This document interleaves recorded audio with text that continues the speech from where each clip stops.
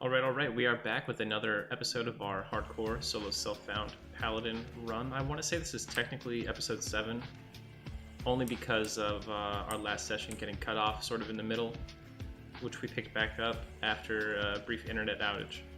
But this would normally be, episode 5, but it's going to appear as episode 6. No, 7. Whatever I said originally. So right now we're just back in Kanos, doing some quest turn-ins and restocking on stuff. I'm level 16 and some change here.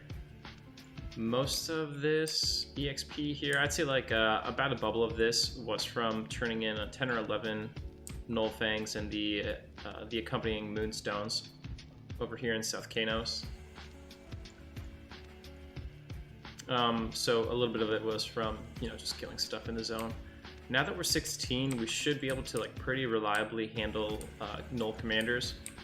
Previous to this, we would have to potentially use Lay on Hands, especially if they're split pod commanders. So it made it kind of tough to farm for the Rusty Spike shoulder pads we want. But now we're in a pretty good position, I think. We'll get some skill ups and stuff if we haven't already wrapped them all up just in our first few fights. Looks like some of them we have. We got to see what our defense and offense are. Yeah, so we actually might be all skilled up too. So I'd like to get another Null Brewer so I can get a third cask. I want to do the quest in Surefall Glade. I know I can't use the cloak that you get for turning this in, but I want to do it just because, just for the flavor, basically, since I already have 2 casks. Between last stream and today, I did run into the Master Brewer, which is like a pretty rare spawn. I don't think I've seen him before more than maybe like 2 or 3 times since I've played EQ, so he's really rare in Black Bro. Anyway, I caught him up, and he of course always drops the cask when you find him. And from one of the other brewers I killed, I think on stream, I got a cask one day. So now we just need one more to finish up this quest. All right, so this is bad for us. We are now KOS to the bad guards, but there's always a chance that the good guards will assist them.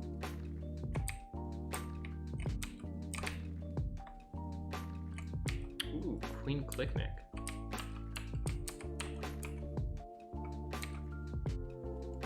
I think we finished up last session around level 14, maybe 15. So I got some new spells. I have Passy. Kind of what we expected. My ability to pacify or lull is pretty terrible because my charisma is so low. So it's not the most useful thing ever. Let's see what got worse here. All the evil guys. I'm already allied with Guards of Kanos, so it doesn't even matter. That was a corrupt guard maze, I'll have you know. He jumped me in the streets.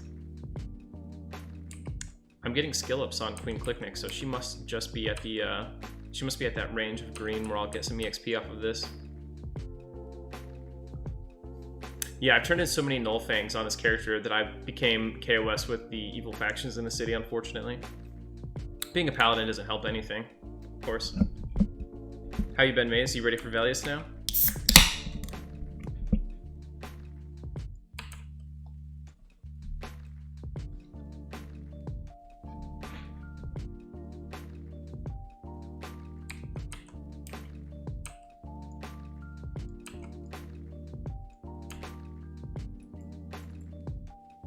We should get a pile of spawns when we kill her. Giant fire beetle leg.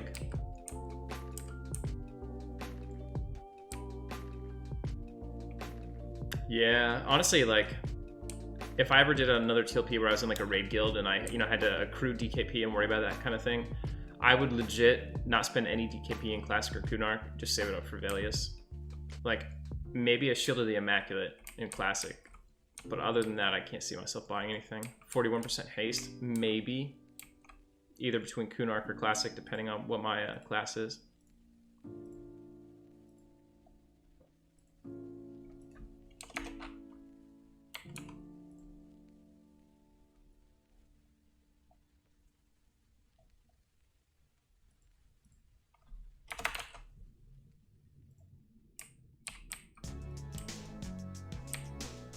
That's crazy. Are they just all on different characters? Oh wow, that's actually that's pretty cheap. Is that because of the nerf, where they're not like quite as instant as they used to be like 3 years ago?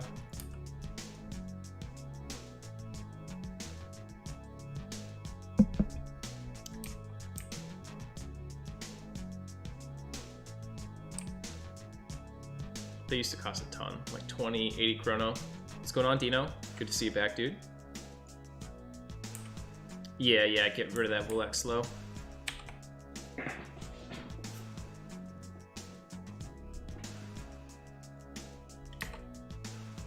What's going on, Nick?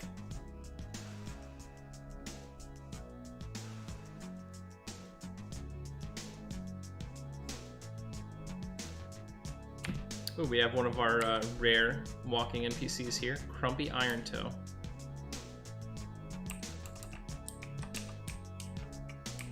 I'm tempted to fight him. I don't know what the faction hits would be like.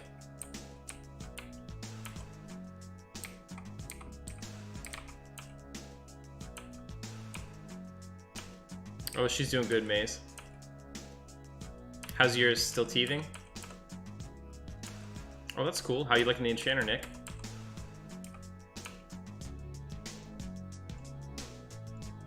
It'd be dope if he just drops like all his worn gear, full set of plate.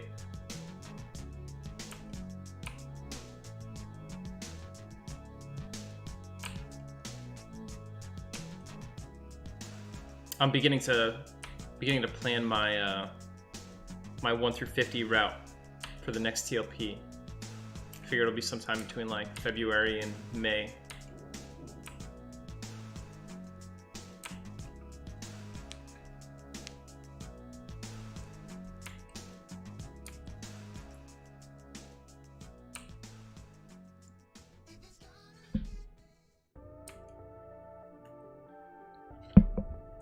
Nah, I just rush 50. I'll probably rush 50 and delete again.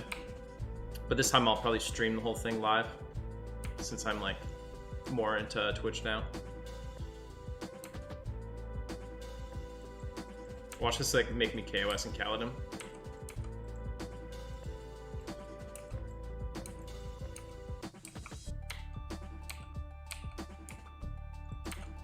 No faction hit.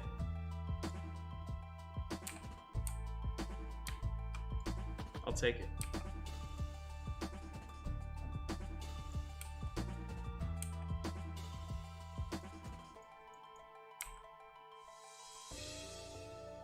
Oh, what's up with Ailes over here?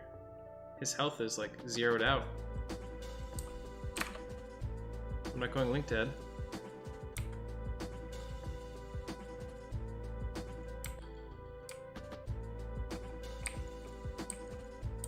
This is so strange. He's hovering above the air naked with no health.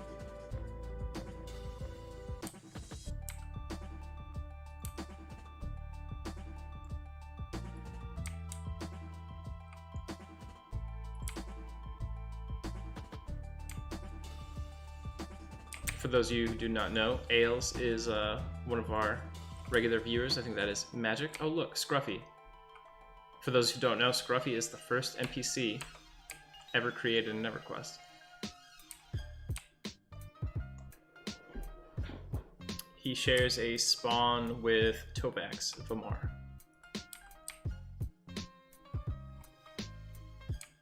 But yeah, Ailes is Magic, and he's doing a solo self-found. I don't know if he's hardcore or not. He's doing a cleric. If he's hardcore, I sure hope he didn't die.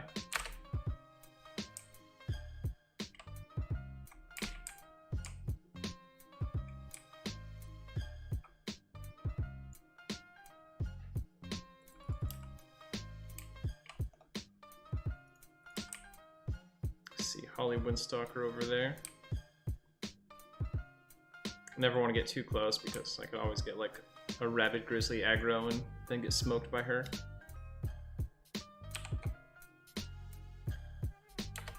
So yeah, I'm thinking we'll go attempt to break up the comm room.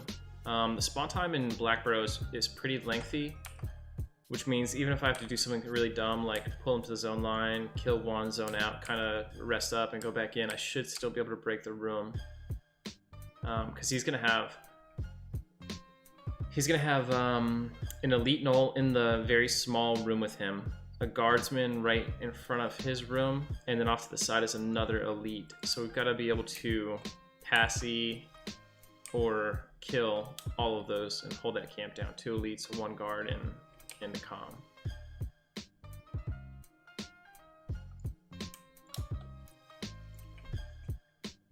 I could also do the elite room, which the elite room is going to have 4 mobs in it. But it could be really tough because we could get like the Null High Shaman, we could get a Refugee Split Paw, both of which are going to be cause problems for us because they'll heal, they'll Spirit of Wolf everybody in the room, which makes fleeing very dangerous.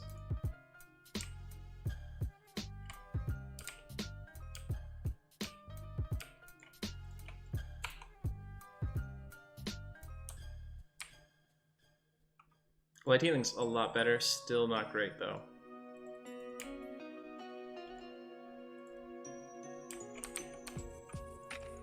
Alright, no brewers over there. I don't know what's up with the brewer spawn. I don't know if it's like a really long respawn or if it's like one of those mobs in Blackbird that spawns and then if it's not just killed, it will actually despawn. Like the Lord Elgnub mob.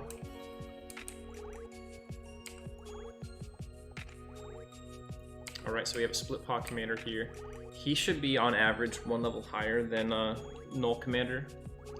We'll try this out. Let's get fully healed. He's blue to me, but you guys are gonna see he's gonna put some pain on me. Especially, I think his hands are empty, but if he had like a lariat, it would be really tough. Hey, Magic. Hey, I just saw your character in the weirdest state. He was like levitating above the ground in the middle of a field. Did you die?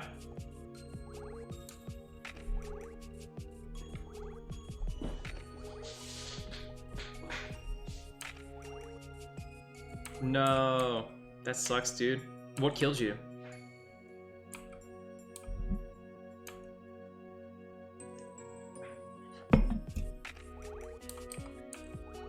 Oh man.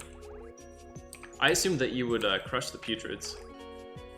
I guess you are only level 5, or you were level 5, so it's like still pretty risky. I think they go up to what, like 9? See, this is why these guys fuck you up. Look at this. He just doubled me for 32. That's a lot of damage at my level. If he does like normal hits with the highs being in like the low 20s and stuff, he doesn't double for 30s, then I'll on average beat him out. I won't have to do anything crazy. But a few of those 30s drop like that, especially the double 30s, and suddenly it's like I gotta pop lay on hands on a mob that's 2 levels lower than me. Oh, yeah, resist sucks. So, gotta monitor his health really close here.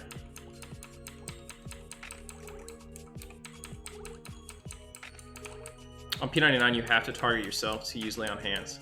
If I am targeting him and I pop LOH, it just burns it. Alright, it's good that he ran.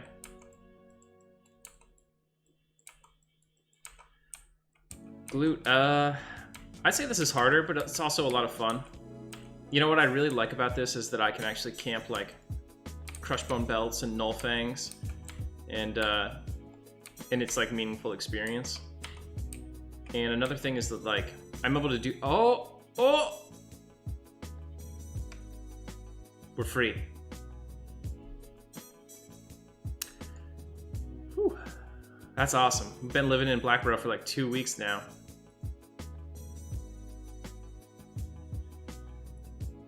This is blue. Feels good, boys. Yeah, so this is definitely harder, glutes, definitely harder, and slower so far. But also, like, my playtime is way reduced, so that might be clouding my judgment on how much slower it is. Now I just kind of want this brewer over here. There's a lot of reasons it's harder. They nerfed the bind wound thing that we wanted to use, which sucks. Taunt pulling doesn't work, which sucks. Just our skills, you know, are worse. So like fighting a blue con mob at this level on TLP would have just been like a super trivial encounter. But it's really nice because the EXP I get from quest turn-ins is still pretty dope. Like even at 16, Black Bro Teeth give me really, really good EXP. So I like that a lot. Ho ho, Showtime, dude. Hey, thanks for the bits, man. Showtime, when are you starting your Pokemon stream? I need to catch that tonight. Are you starting it like right now though?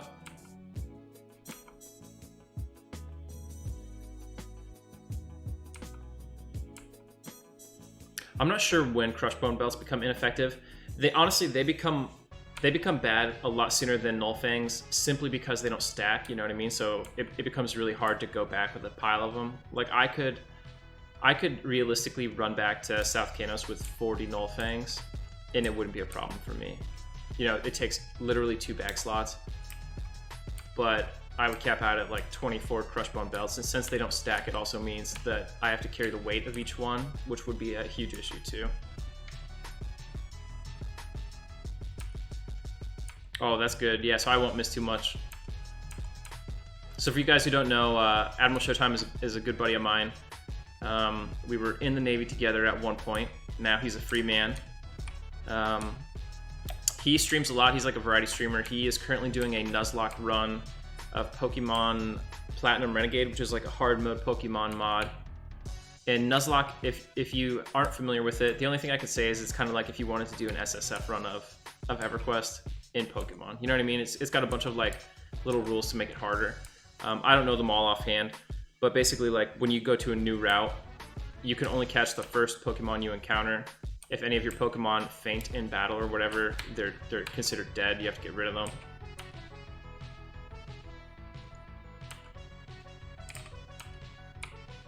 So it's a lot of fun. It's got the high stakes feel of this. Whoa, whoa. Thanks for the sub, Admiral.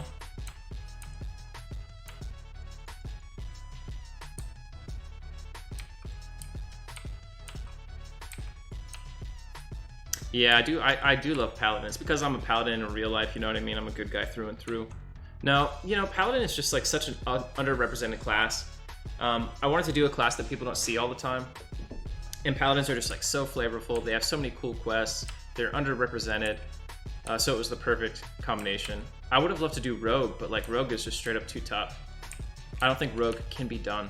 Like maybe a machine could do Rogue, but a normal person, you just go insane.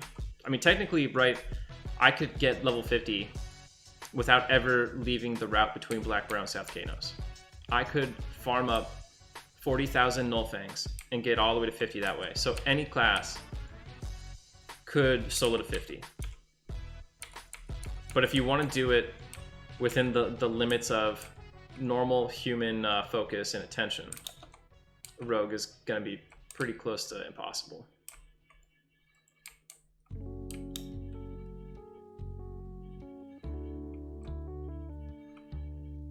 What's going on, Chase?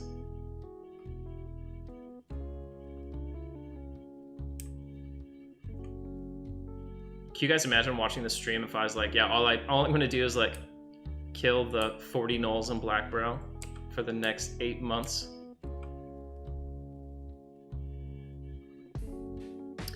Dude, a Wood Elf Ranger would be a lot of fun. What's going on, Fuker? We are level 16. We're actually pretty much ready to leave Black Bro. I'm just being an idiot right now.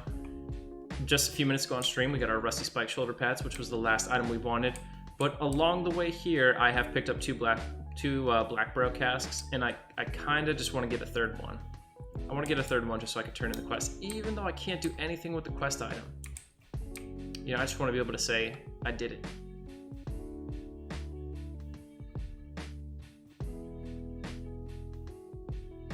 Wood Elf Ranger would be a lot of fun, but I'll tell you this, I have some buddies who did Wood Elf, and it's really hard.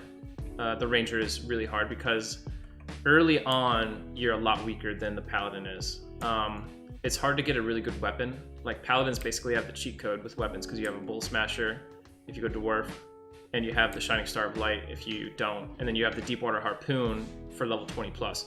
So Paladins really do have a cheat code.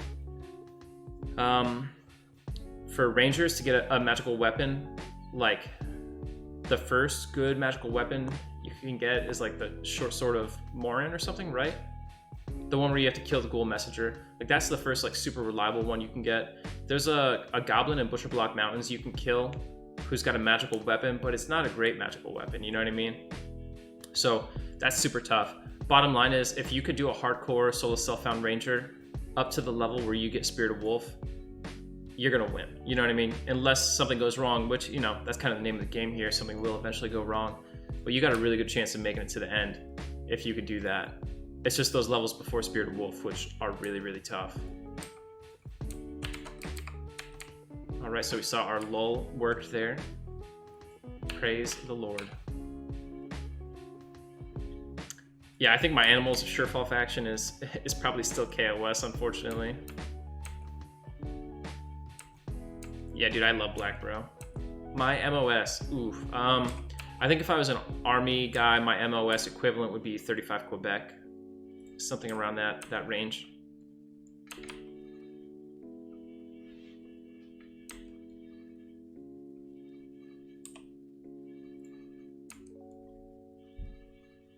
Were you a prior service member, Glutes? I'm in the Navy.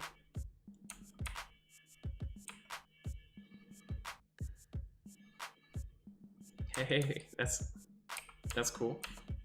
I want to make fun of you for being in the Air Force, but I also want to be nice. But you know what I mean. You guys get the nice air conditioning and stuff. Good food.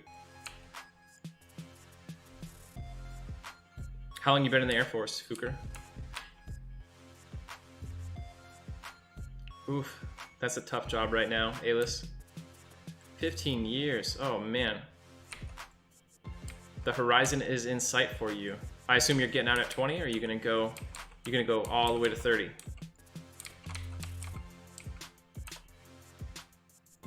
That's good to hear, Alis. Oh, did we? Look at that, an onyx earring. Huh. Hadn't seen one of these the whole time. 20 and done. I don't know, Fuker. I think you've got more to give.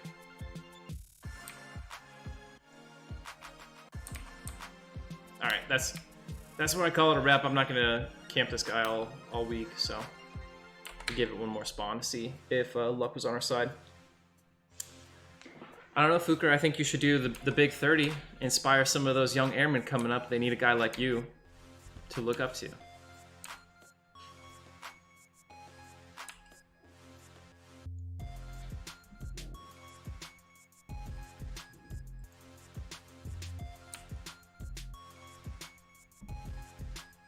Oh, that's good.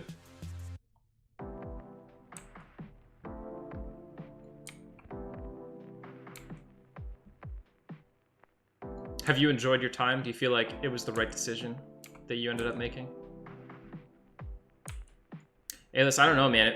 I feel like it would still be scary right now with COVID and everything. Like, I just imagine, you know, when you pull someone over, you just never know, you know? Never know if they're sick or what's going on. You're kind of forced to have that interaction with them to uphold the law. Yeah, that's kind of how I feel too, Fuker. You know, there was a time in my life, like, you know, in my junior years, I want to say, where I really regretted it. I was like, oh, this is terrible.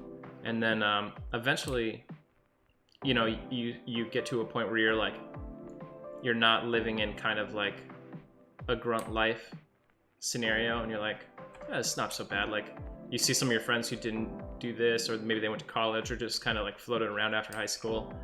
And there's not a lot going on for those guys, and you're just like, what I'm doing is a lot better than what some of my friends have done, and I've had a lot of good opportunities. So then my view on things in the service, I would say, turned around a lot. Yeah, Glutes, a lot of my buddies got out and went civ. You know, one day they're in the office in uniform, and like the next week they come in a suit doing the same job, same office.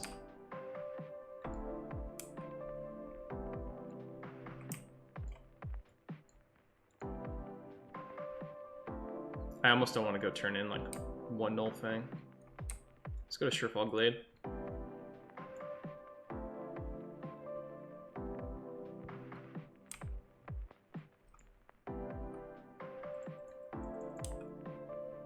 There's always a chance that I get jumped by Pigeon over here. At 16, I might have a good shot.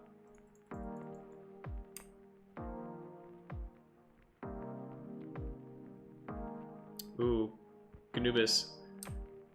I don't think I've ever seen you talk before, so I would hesitate to give you link posting permissions because I don't know what it was you said. Let me know if you're not a bot, though, and I'll give you some perms.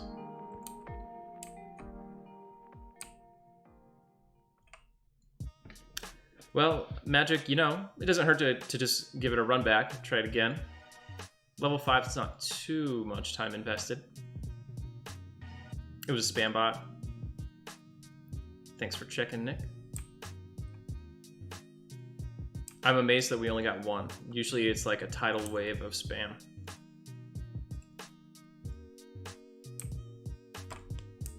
We're pretty dang close. Yeah, I would say we're a real Paladin. Look at this. We got lull on the hotbar. We got some light healing.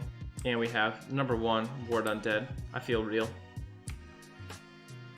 We got a small platinum horde that I don't know what to do with. 71 plat. 72 or so once I sell all this stuff.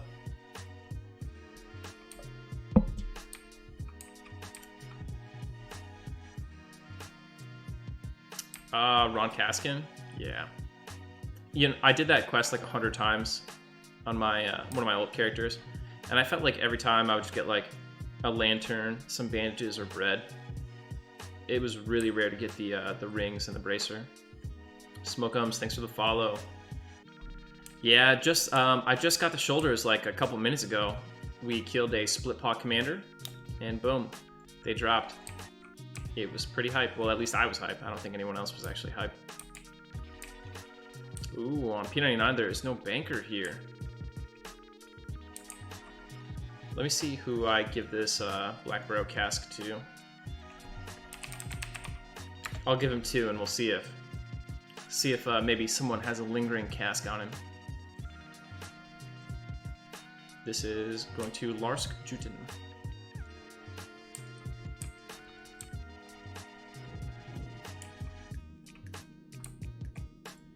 There he is.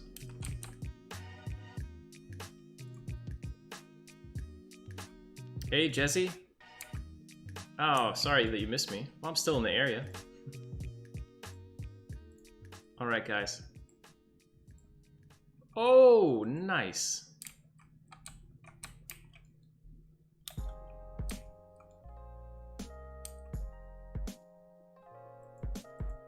I almost expected it to be more EXP than that. But still cool. Good work, but I must see at least 3 Black Barrow casks before I can reward you with the Cloak of the Jagged Pine. And then boom. So I guess someone had turned in just 1, and it was kind of lingering there. You've done well and served the people of the forest through this brave and noble deed. I now bestow upon you our friendship and reward you with the Cloak of the Jagged Pine. Wear it as a mark of your allegiance. If you talk to him about the Cloak of the Jagged Pine, he tells you, this is kind of like a famous thing in EQ. He tells you about how you should keep it no matter what, because you never know when they're going to change the enchantments upon it. And for years and years and years, Rangers thought there was like a sub-quest after that to get more out of the cloak, because the cloak kind of sucks. And there just wasn't. People were trying all sorts of things back in the day to further develop this quest line.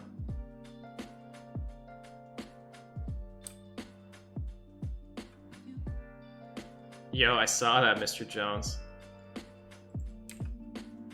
From having been, you know, at the forefront of guild drama in the past, I can only imagine what a headache it is for staff.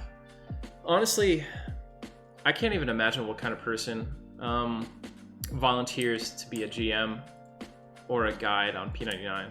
It's like a huge amount of work with no thanks.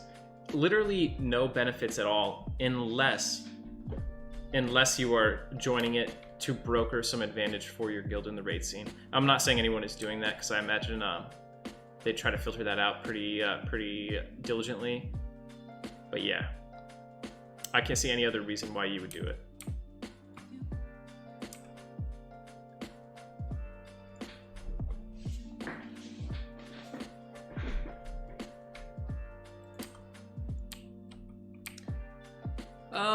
I want to.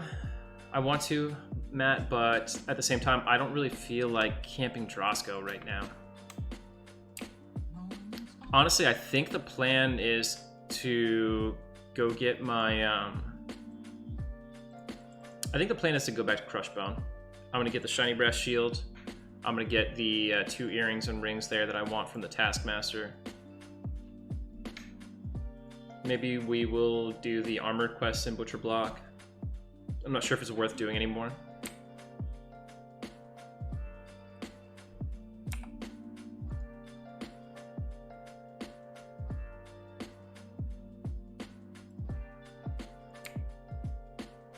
Hey, Smelly, I am level 16.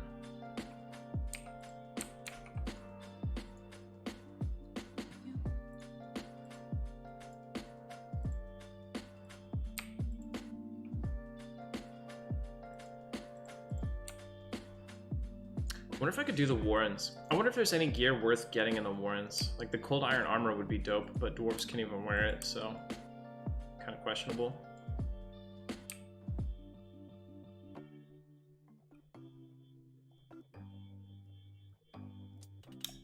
Wow, Fukura, you know, I didn't realize that it's only 1 less AC than Banded. That makes it really compelling to do. Though it's kind of like a crapshoot, right? To get the whole suit is not necessarily easy.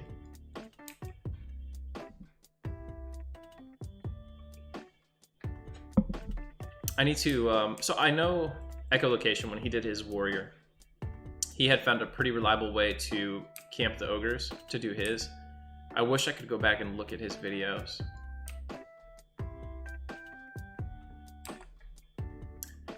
This is my first time ever actually completing the quest. The brewers are kind of rare. Luckily, I saw the Master Brewer yesterday, so he's like a guaranteed drop. Oh yeah, that's right. Obviously, if you did it a bunch, you could probably tell me, right? It's 2 a.m. Okay, it's pretty dark. What I will do is we'll go to Kanos really quick. We'll turn on our whopping 1 Fang. We'll buy a big-ass lantern, and then we'll begin our journey. Hopefully we do not... Oh, it's 2 a.m., so we should be clear on the werewolf spawns.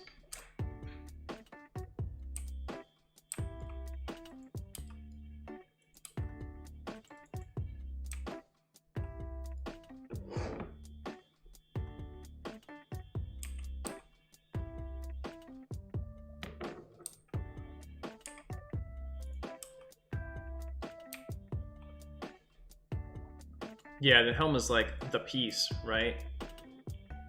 It's the piece with the stats.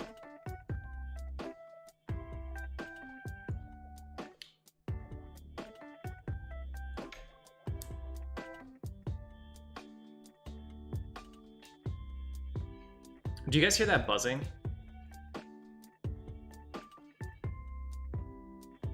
Mr. Jones, I have not killed any bandits yet. Okay, if you guys don't hear the buzzing, I won't address it.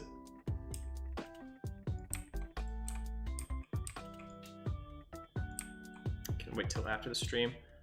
I didn't do any bandits. Honestly, I'm kind of scared of bandits. There's those the half-health bandits are wizards and stuff. Eesh, just don't want to mess with them, you know. What was I here for? Small lantern, torch. Do we have one of those big lanterns? I'm like scared to walk near that wall because Lieutenant Daggerrock's right on the other side and he'll just murder me. It's a small lantern it is.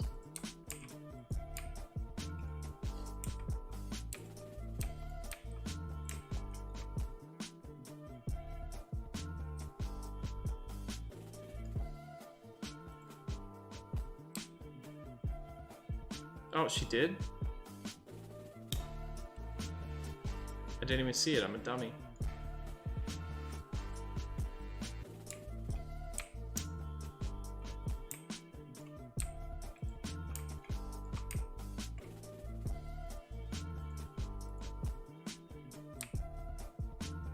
There it is. Okay. It's gonna be like in my head: A, B, C, D, E, F, G, L.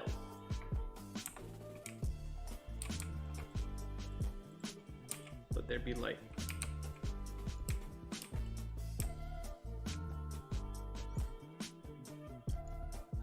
any other game at this level? Man, I don't know that I played any game like at this level.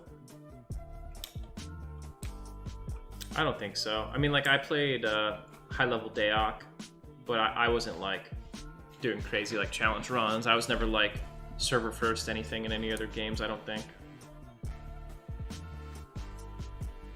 Ooh, Barbarian Shami. Yeah, the quests are so nice. Are you doing solo self-found, or are you just doing like a standard playthrough? Is this guy gonna attack me?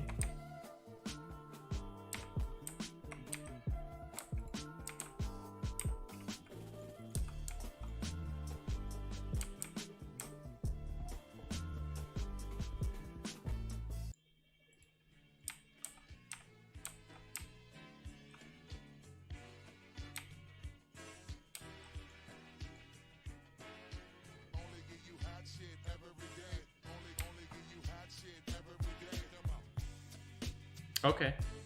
Barbarian Shaman's awesome, though. I really love that area. It can be kind of tough at first in Everfrost because you can get, like, piles of mobs if you're not careful. I mean, honestly, even if you are careful. Alright, our last tooth.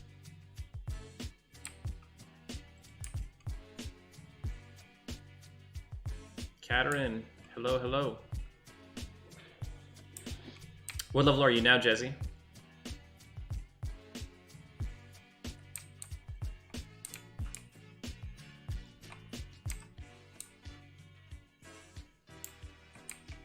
Oh, yeah.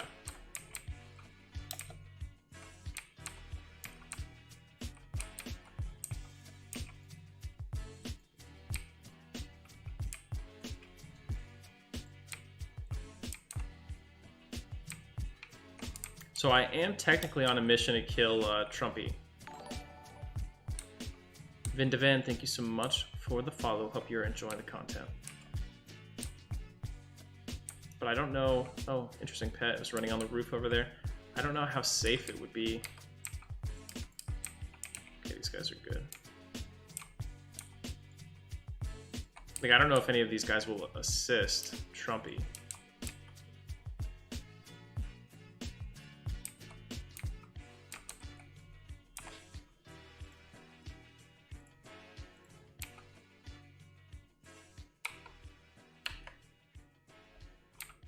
Gotta do it for my squad. The dwarves want me to bring back his head.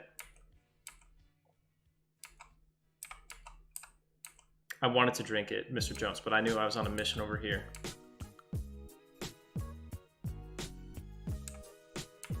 Oh, no, no, no. Oh, jeez.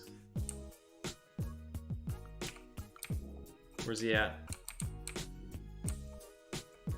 He's swimming out to the sea.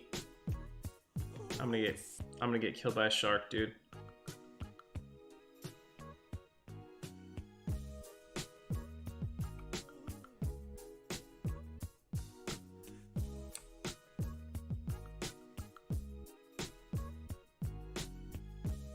Where's this man going? He's got a turn. Uh-oh.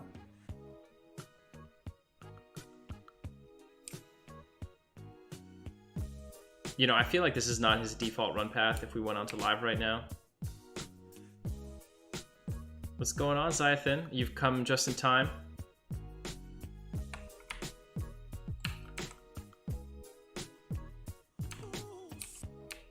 Yeah, they'll never find your body, Trumpy.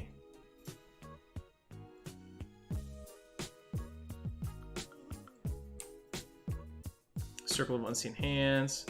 Corrupt Guards, Can't Bail. Guards of Kanos and Merchants of Kanos got better. All right.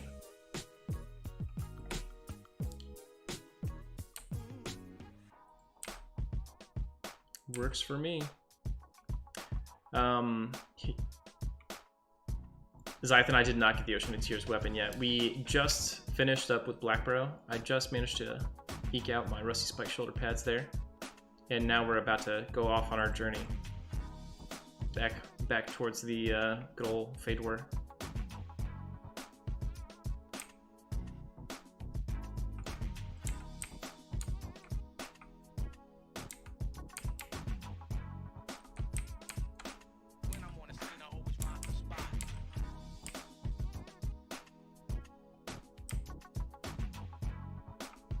Yeah, they might be Katerin.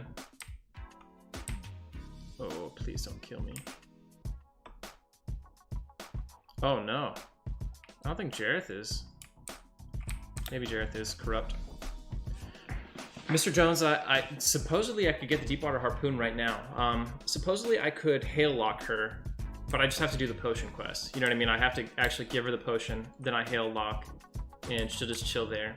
I've got to be able to survive any kind of combat I get into with anything that paths by, though.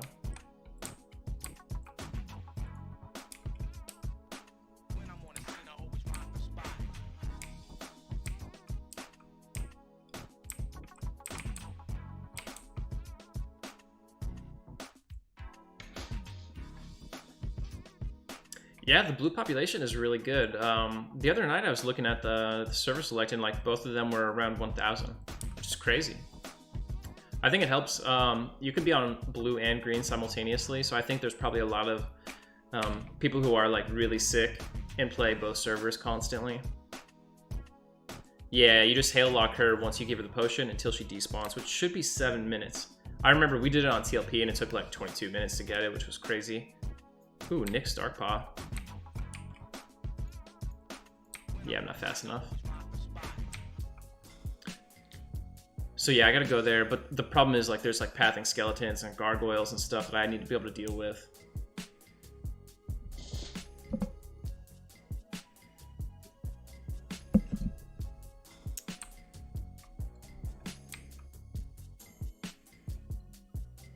Dude, this rat is, it's seriously giant. It's like as big as I am.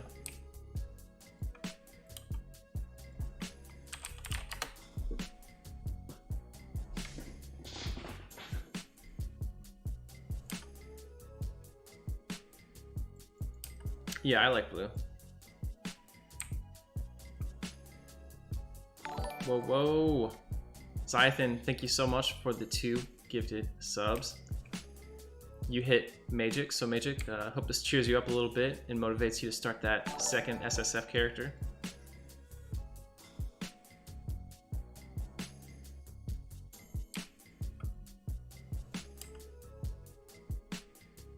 Magic was the unfortunate victim of a putrid skeleton on his level 5 hardcore cleric.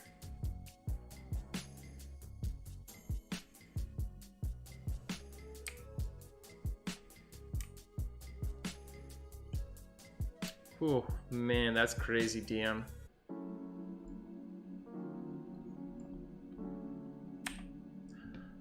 Honestly, I'm like a little bit scared of this run right now.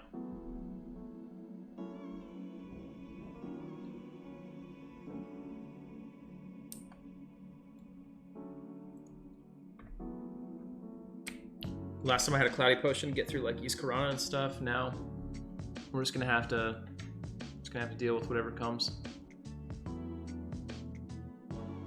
Yeah, skeletons and Everfrost, like the bear cups, it's all social. There's a cool quest for erudites in Everfrost where like you have to go get a bunch of, I want to say maybe like the goblin beads and combine them in a box, and they give you like some kind of magical staff. Is it magical staff or magical gloves? I don't know. I remember doing it on my necromancer on green. So I've begun reaching out to some of my buddies. You know, every year, kind of like clockwork, we have a new TLP server. And it is October, so we're staring down about 5 months-ish until our next TLP. I would go out on a limb and say TLP could drop anywhere between February and May of next year. So I'm reaching out to the homies, as it were, and seeing who is down to do a rush to 50.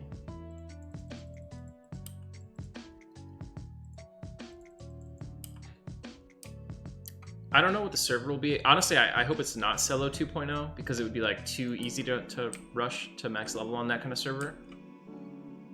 But I do, like, Cello would be the best rule set possible for a healthy long-term server, though, that's for sure. It's the only one proven to be able to make it to live, you know? Right, so Glutes, the TLDR on the difference here is that Blue came out, I want to say in 2010. And the vision for Blue was to get like a perfect classic emulation, do classic Kunark and Velius up to the moment right before Luckland launches, and to do it on the appropriate timeline. But because it was such an undertaking to get all that done, all that patching and everything, they couldn't really adhere to that timeline. So I want to say that they were stuck in Kunark for like over 2 years. Maybe it was even like 4 years. It felt like a crazy amount of time that they were stuck in Kunark. And now they went to Velius, and P99 Blue is basically complete. Like it has no more content patching that's going to happen for it. Whereas P99 Green came out this past year, 2019, technically, I want to say in October it came out, so 1 year ago now. And P99 Green, because it has already, they already have the patches saved and everything, it goes exactly according to the timeline. So Classic came out on a certain date, and then at the appropriate time, they launch the Temple of Solasec Row. And then they launch like Plane of Fear and Plane of Hate and Plane of Sky, and then Kunark, and then V-Chance Peak comes out, with Epics coming out later, and then Velius. Everything is exactly as it should be timeline-wise. So it really is the very best and closest you could possibly get right now to playing EQ as it was back in the day. And yeah, supposedly in the future, P99 Green, once it completes its patch timeline, will be merged into Blue, and then they'll roll up another Green, supposedly. Okay, so it was like 4 or 5 years in Kunark. So yeah, all that time in Kunark had the unfortunate side effect of basically like Wandering Spirit, interesting. Kind of like crushing the economy of Blue, you know what I mean? 1,000 plat, even 10,000 plat is like nothing here. And Green is still in Classic. They go into Kunark next month. So if you want to play that real Classic EQ, you still have a wonderful opportunity. Now there are a small handful of non-classic patches that they did, mostly to mitigate player behavior. It's not that they couldn't, Noth, it's that they choose not to. A significant, a small but significant portion of the EQ player base used Luckland as the point where Everquest kind of went downhill or changed into something else. And the people who run P99 are part of that player base, so they really stick to Classic through Velius.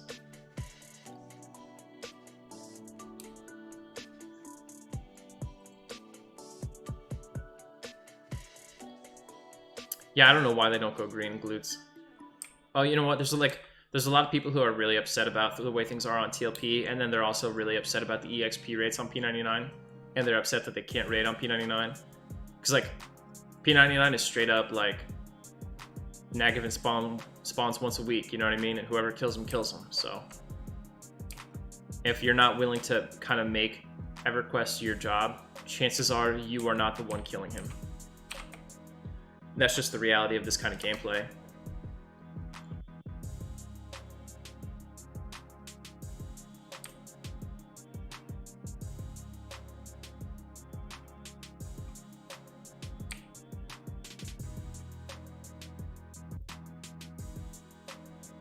Yeah, that Dragoon.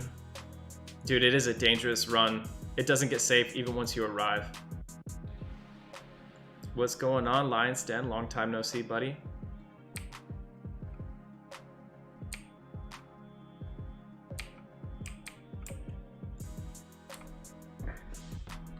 Let's see what time we got here. 8 a.m. It's a good time. Shouldn't be anything too stupid running around right now. No werewolves to worry about. Hopefully no ghoul messengers out here trying to snipe me. Yeah, we are 16 levels into our P99 Paladin. Paladin 2.0, Electric Boogaloo.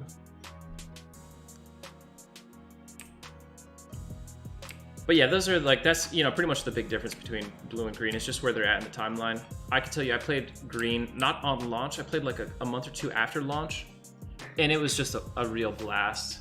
There were so many people that they had to split the server. They had a green server and a quote teal server, and both of them had like 2K people almost around the clock when they first came out, which was like, you go to every zone and it's just packed. Every spawn is camped. And it really felt like it was supposed to.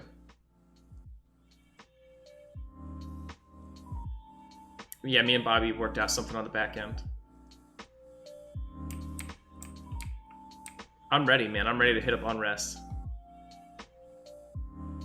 Yeah, this is a blue Lion's Den. I went blue just so I didn't have to, you know, face a ton of competition for camps since I'm going to be solo. That's true. I do not have the hybrid EXP penalty.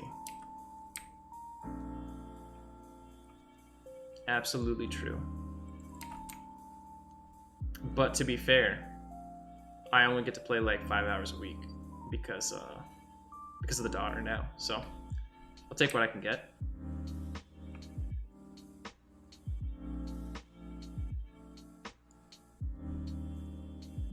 What additional gear do I really have access to? I'm not asking sarcastically. I just don't know that I could solo. You know what I mean? The only big things I'm thinking of are like XR Berserker Club. I know, right, chat? You guys knew that I was gonna have a child soon. The whole time I was dealing with it, and no one warned me. Chat, you guys let me down.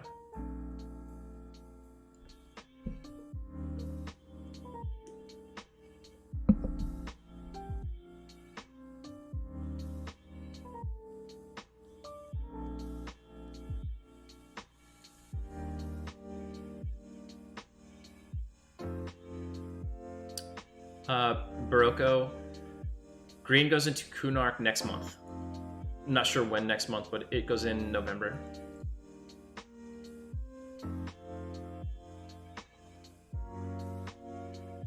Right, Axial. Is that just because of like the DKP hordes that people have versus the amount of loot coming into the guilds? Yeah, Mr. Jones, I don't think so, right? Like, I'm trying to think of anything meaningful I could do in Velius as a paladin. I don't know. Like, there are some things I could do, but I could also do better things at earlier levels in Classic and Kunark. Like, Queen Drachnia drops a really nice halberd, but it's not too much better than the Deepwater Harpoon. However, she's like level 40, you know what I mean? Oh, yeah. Yeah, I gotta get geared up for that.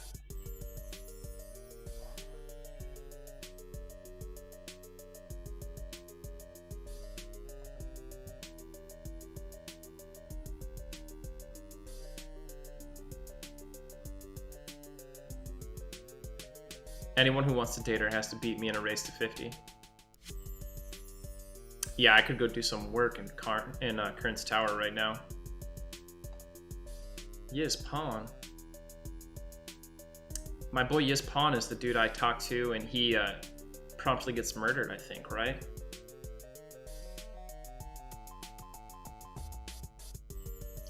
Yeah, it definitely is safer following the river. When we came through here, what were we, chat? We were like level 9 or something when I ran over here from Paladin. We ran along the river to get to Kanos. Uh-oh. I think I go this way.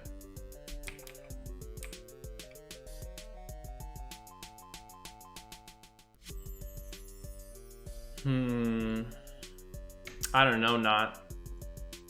That's a good question. I mean, the by the book answer is yes, it will. I'll tell you this, I applied for an IP exemption for my wife and I when Teal came out, and they approved it in like 48 hours. So it really wasn't too bad of a wait, if that makes you feel any better. Yeah, I guess I'm over leveled for like the top floors and stuff, the floors that have undead worth killing. I'm telling you, man, I need to go get that XR Berserker Club. But EXP on P99 is just so much different than TLP. I'm 16 right now. So like on TLP, killing anything blue is like almost a waste of time. But on TLP, killing blue and below is a waste of time. But I get really good EXP killing blue on P99. And in fact, I don't know how good the EXP would be if I could kill even cons. Strictly because I can't kill even cons. Like, even killing greens isn't terrible if they're like within the EXP band, you know what I mean? Alright. Gotta wake up, chat. Keep your eyes peeled for griffins and big dumb wolves and stuff. At least not literally everything will kill me anymore. Like the last time we ran through here, like, oh no, a grizzly bear, we're dead.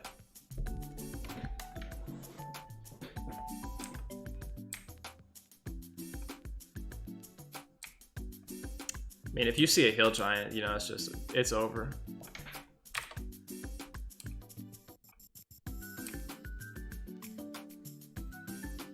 Yeah. I don't remember what level we stopped killing yellows and stuff on Air with the solo self-found Paladin.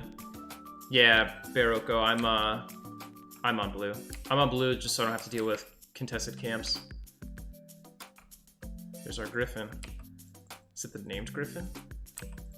No, Griffin.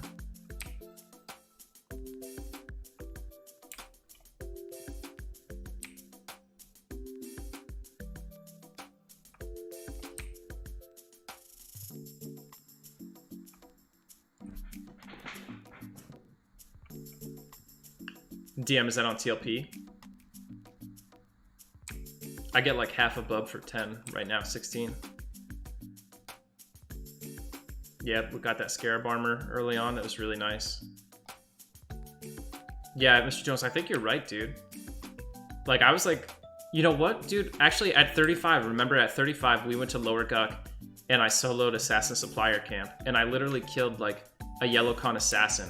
A Yellow Con solo at 35 untwinked.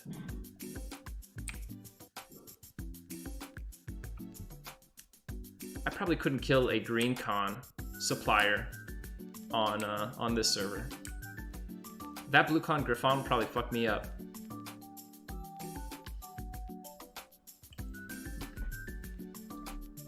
I just don't have anything I could use my cash for, Bear. I'm doing a solo self-found run, so I can't trade with players. This is like a hardcore solo self-found run, so I don't group. If I die, it's permadeath. I don't accept items from other players or buffs from other players or anything like that. So platinum is almost like no value to me.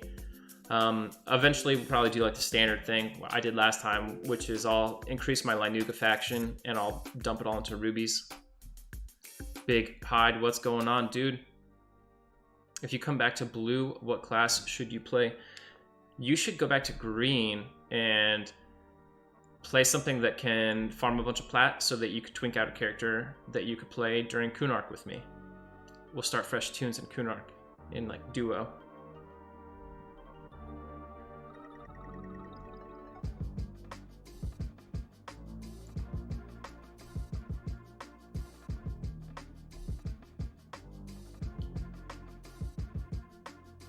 Do it. Yeah, I'm gonna do. I think I'm gonna do an XR Necromancer.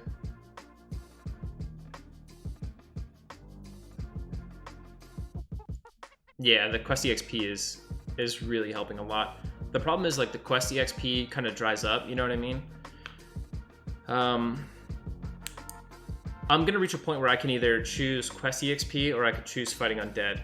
I can't have both. You know what I mean? There's not really good undead Quest EXP. Even at this stage. So I can do undead for a while, and then I can swap over to paw stuff and do the scrolls. And then after that, I don't know that there's any good quests.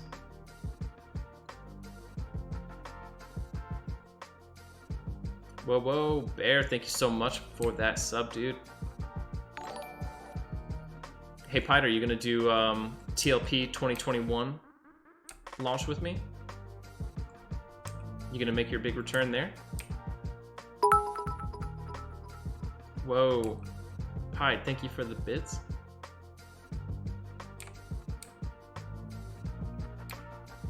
I'm making my plan right now, Pied. I'm drawing up the documents on how we are going to race to 50 next time. Dude, I feel like my life is in great danger right now.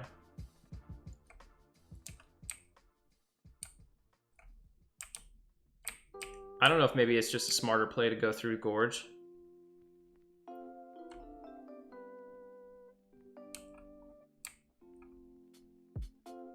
I'm just gonna repeat my my process from Airdoon. Level up to 50, delete the character, but it'll all be live on stream this time. Passed out at my keyboard. Hopefully don't have a heart attack. Dude, if it's another miracle, come on.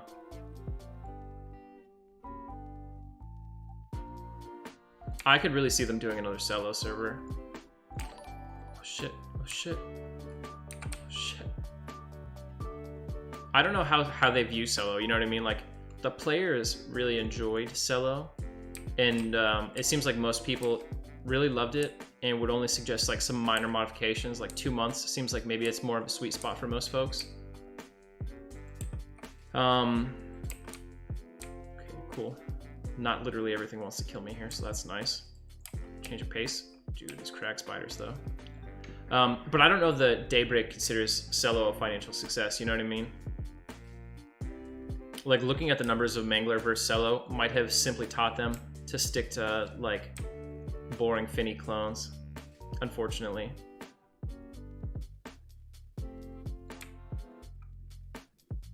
That's true, you know what I mean? I gotta like, so what I have to do is I have to work on my white faction for like 5 months before launch, so she's willing to give me a full like 2 days off. It does need to be double drops, because like the half lockouts just destroy your life to try to raid that much. Yeah, keep the lockouts normal length, double the loot.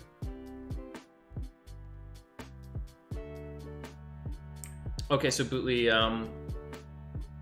so most TLP servers, to answer Matt and Bootly at the same time here, most TLP servers are every 3 months a new expansion unlocks. Raid content is about every 7 days. Open world content is like every 24 to 36 hours respawn. And that's kind of like the big thing. There are a lot of changes to the raid content to make it, quote, more challenging. But that's kind of like a side dish. Cello's big difference was that Cello unlocked a new expansion every 4 weeks. So every month you were going through a new expansion on Cello. Also, Cello started in Luckland. So you started at level 1, max level was 60, and the final raid boss was like Aten and Epsra and that kind of stuff. I think it's the first like real TLP server to start not at Classic. You've had like some what I would call more like event servers, like Miracle. Miracle started at House of Thule. No one cares about that shit. Mayong was the 5150 server, started you at level 50 with 51 AA. Or was it the reverse? It was level 51 with 50 AA. So Cello was super interesting, but it is admittedly pretty dang challenging to do, because 1 month is not a lot of time, and the raids had half lockouts. So you're doing every raid like every 3.5 days, or if it's a 5-day lockout, it's every 2.5 days. And since, like, you'd think, well, I just won't, you know, you don't have to raid every time. Oh, please God, don't be casting a spell on me. You would think that you would just say, well, I don't have to raid every time my raid is on cooldown. But with 1 month unlocks, you actually do have to. Otherwise, you fall behind.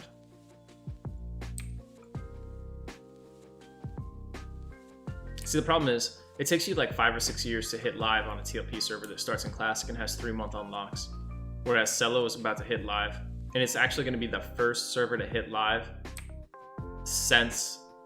it's going to be the first progression server to hit live since Combine.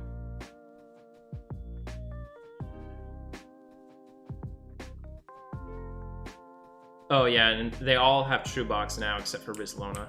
But I agree, they should remove True Box around TSS, if not sooner.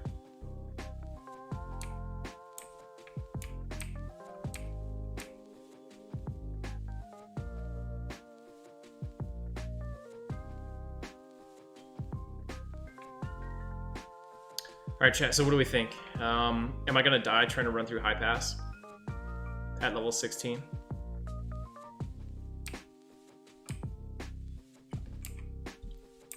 Dusty Mud says yes. Jesse Bain says yes. No faith. I do not have Invis. Have I been a bad paladin?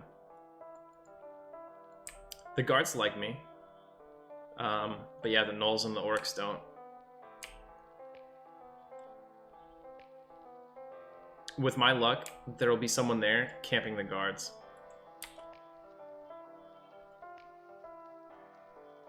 Yeah, I had that sick Cloudy last time. I don't think anyone in Kanos sells a Cloudy potion, so I didn't have anywhere I could buy one for this trip. Otherwise I would, because I'm rocking like 80 plat almost.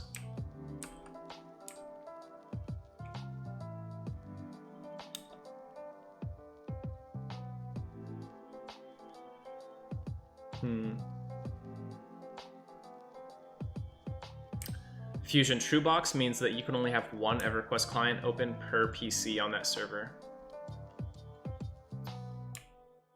It's meant to emulate the experience you would have had in 1999, supposedly. You know what I mean? So what people do is first what they do is they cheat, and they just use VPNs to make it look like that, and then they play 20 accounts anyway. Or I'll change how I describe them. I was going to use a term that I think was kind of rude. Some people who are very, shall we say, motivated will get like 10 to 20 PCs and put them in a big circle around them, and they'll box 10 or 20 characters that way. Very motivated people. And then you got other people who just don't box. That's probably the biggest thing I like about P99 is that like most people don't box. If you catch or can prove someone is boxing, they'll actually, have some kind of action taken against them. Whew. Mr. Jones, oh my goodness, what happened?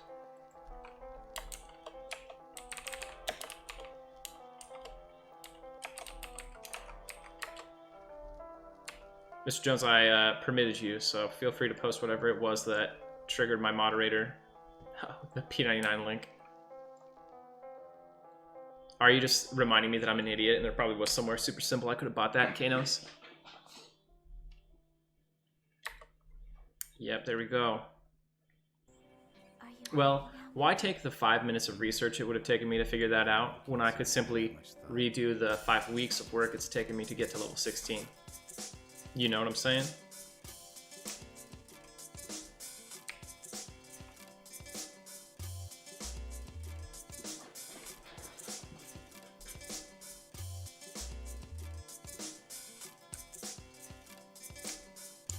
Yeah, I saw 1 or 2 boxers on green. I reported them, and GMs actually showed up, and I on one occasion I got to see them like grilling the guy, and then he disappeared, and I never saw him again. The other guy I reported, and I never saw him online after that, but I didn't get to see him actually get like confronted. Only yellow, come on.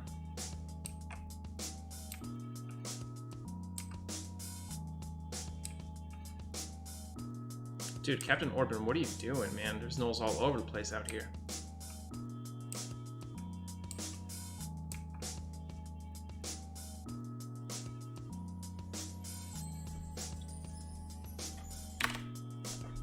Alright, so our boy Skunkson is out here. Maybe he's holding it down.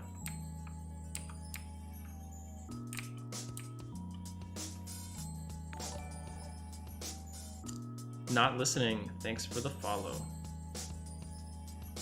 Gotta make sure I get my +6 AC from this buff here. Shouldn't there be guards nearby? I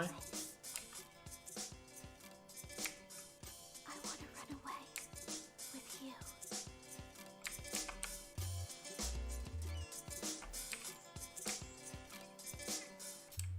Sorry, but I'm the wrong. Yeah, I feel like I've seen a lot of people which look like they're 2-boxing to power level themselves, leveling up already on blue. Honestly, I just don't even care about that. Like on green, I cared about it because the people were getting in the way of me completing content I wanted to do with their boxing. But on blue, it's just like, whatever. Server's been out for a million years, and if someone's 2-boxing, honestly, 2-boxing doesn't bother me. It's the kind of boxing you see on TLPs that I find a little bit distasteful. But who am I to judge? I never knew. Yeah, man, I don't know what our game plan is here.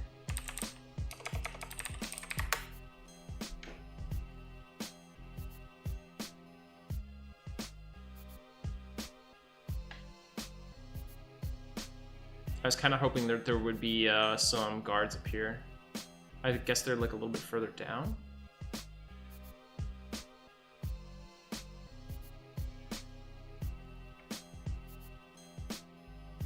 I mean, I can take a few hits from this guy while I explore up there.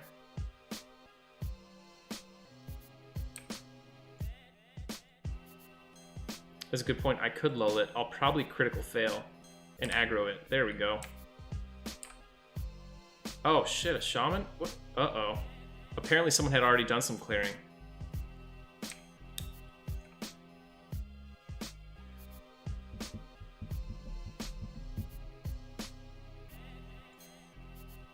Yeah, so, you know, my 54 charisma doesn't help my lulling at all, but I definitely feel like I hit critical fails way more often on P99.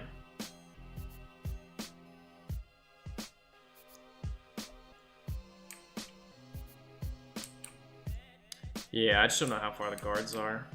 This first one here, the Knoll, the Brawler, I should be able to kill. Shaman, I should be able to kill.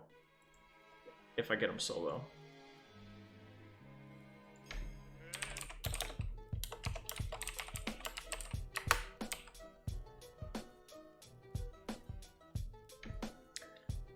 Guards will jump on him for sure, yeah. This is one of those zones where, like, if I had a whole train, though, the guards could actually, like, lose. It probably is faster, or not faster, it's probably safer for me to just go through Gorge and then Runny Eye.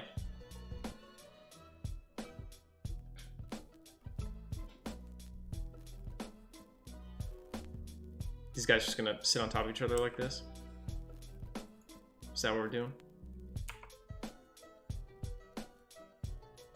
And lull's nice and everything, but it's not like...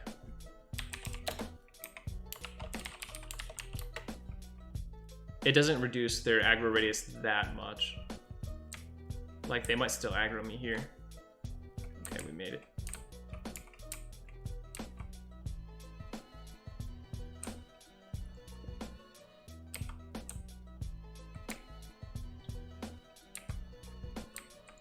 So, I mean, I think the plan here is if I aggro him again, which we did, we just try to run past him.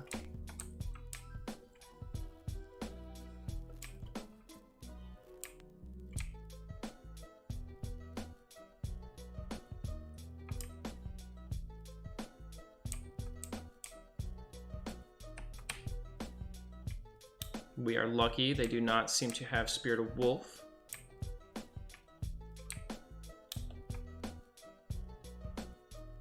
Should be hitting an area with some guards pretty soon.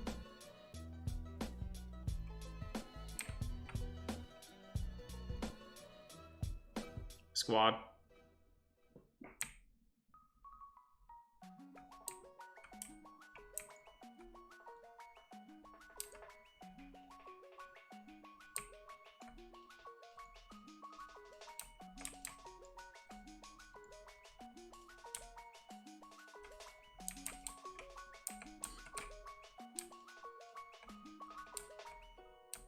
Yeah.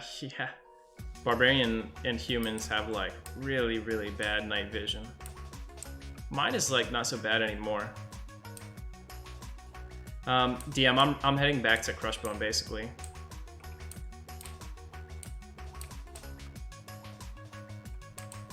Alright. So we made it pretty far in here. Now the orcs are a lot more dangerous, as I recall.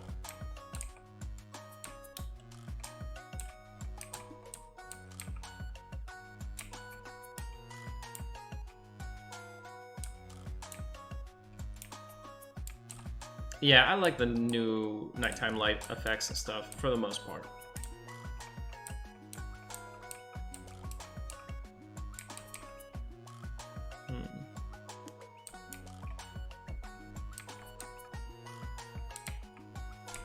Oh, that's true. Well, no one's in the zone, unfortunately. I wish someone was camping idols. I'll be right back, guys. 1 second. Sorry about this.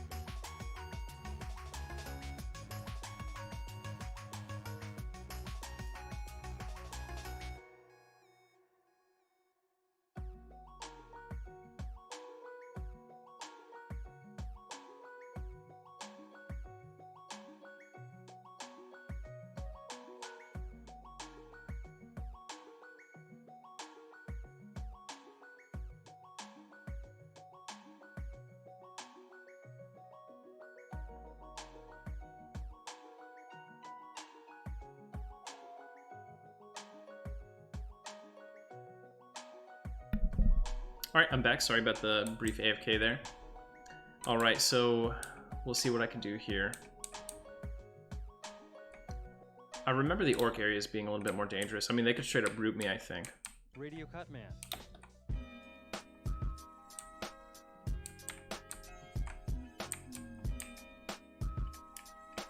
Oof. He's just sprinting around over here. Is he aggroed on me?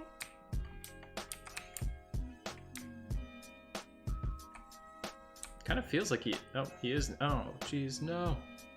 Run. Captain, save me. Oh, God. She's aggroing all the guards.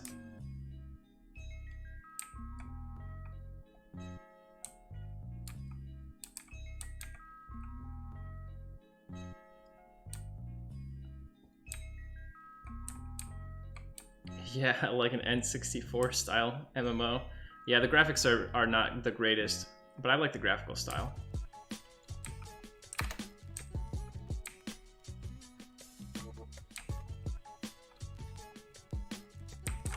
I think they sit up on top of some of these hills.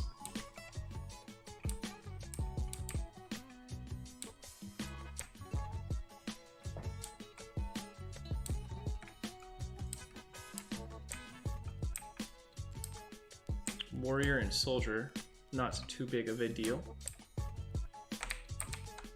I should have tried to passy, but whatever. Alright, now we're in it. Stun isn't too bad with these guys. We made it. Hey, thanks. Yeah, I enjoy it. This is Radio Cut Man. It's like a lo-fi, like you said, kind of funky video game music mix. And you guys thought we would die.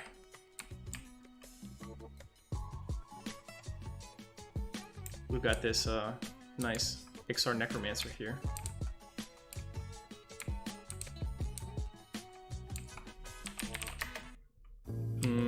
6 p.m. though in Kith is kind of sketch. We're gonna end up having to wait till daytime anyway.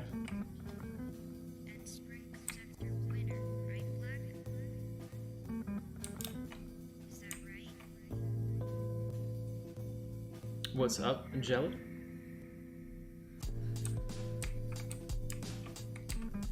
Ooh, a berserker.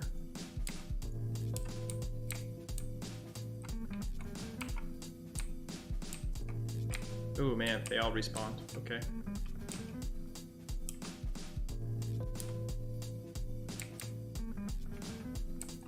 Can't deal with that now. Nice. What do you think so far? You enjoying it?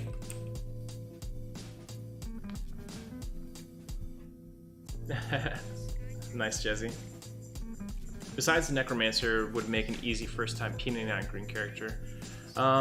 Druid would be easy. Shaman would be pretty easy. I think Wizard would be okay. Yeah, obviously Necromancer would be super easy. Honestly, Cleric would not be hard. Cleric would not be super hard. One of the first 50s was a Cleric. If you're into the gameplay style, Enchanter would obviously be really great. Bard could be fun, but you know what? Bard's a ton of work because you gotta manually twist. Yeah, Mage is another great one. Anything that casts spells, pretty much. Stay away from hybrids on green because you're gonna have a huge EXP penalty unless you want to group and you're cool with the slow EXP. Tuna Bros, thank you so much.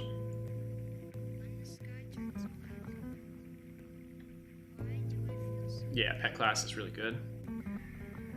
I know Mages had a big problem initially on green launch where like some of their spells weren't in that were supposed to be in, like you couldn't even research them. So you had like the level 39 pet was like the highest pet Mages had when they were like killing Nagafin.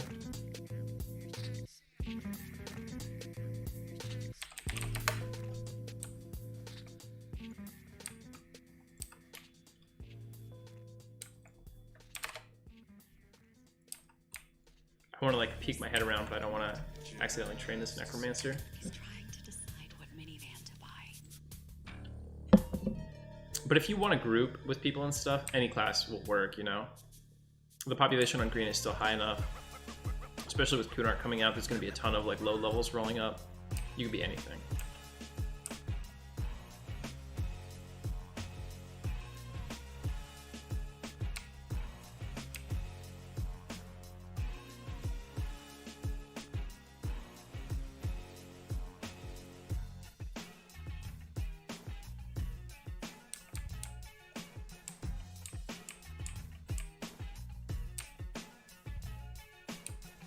Where did the medic go? I didn't see him deal with that. Did someone else get it?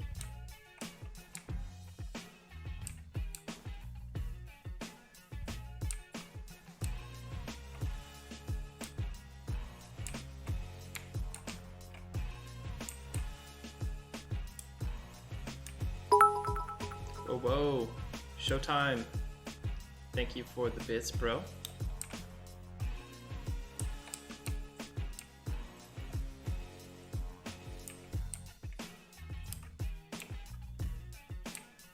I came out here just because we're waiting on nighttime. Now I'm gonna like get killed. I'm trying to go back, watch. I know it's stupid, but I don't want to wait the entire nighttime just sitting here in high pass. I am strongly considering just braving it through Kith at nighttime.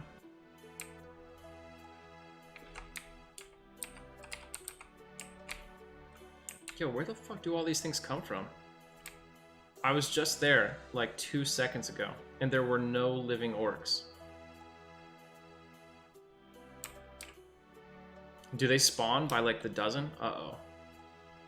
Uh-oh, we're drowsy.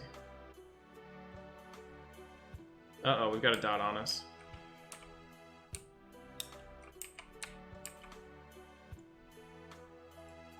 What is this?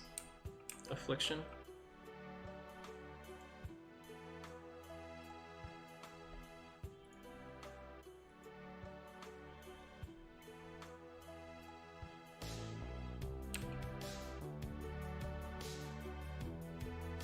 Am I crazy? Like, not even a full minute ago, we walked through, there were no mobs up. Then we go back and it's like straight up packed there. I am leveling Animu. Well, like, you mean like right this moment? So, this is a hardcore solo self-found run of Everquest. So, if I die, it's game over and I have to solo. Everquest is like a notoriously hard game to solo in, especially for my class. So right now the area we're in isn't an area where I can actually grind EXP effectively to level up. We're trying to travel through to the area I want to go to, but it's very dangerous. So that's kind of what we're doing right now. We're trying to survive the journey, which is not easy.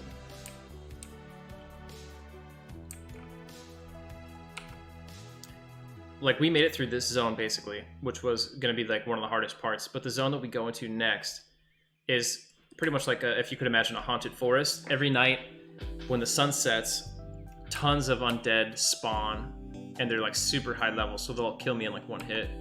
And we're kind of trying to wait it out till morning so that we can safely travel through the forest to get to where we need to go. Once we make it through the forest, we're kind of home free. I could do bandit sashes, axial, but I wanted to go back and do crush bone to get like a magical shield and some ears and stuff. So we're headed that way. Bandit sashes would still be a little bit risky though, because there's like a bunch of casters there, and they tend to be in big groups.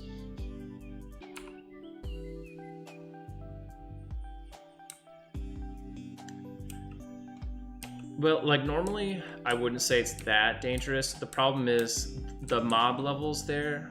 I mean, like, if you do get caught, you are dead. You know what I mean?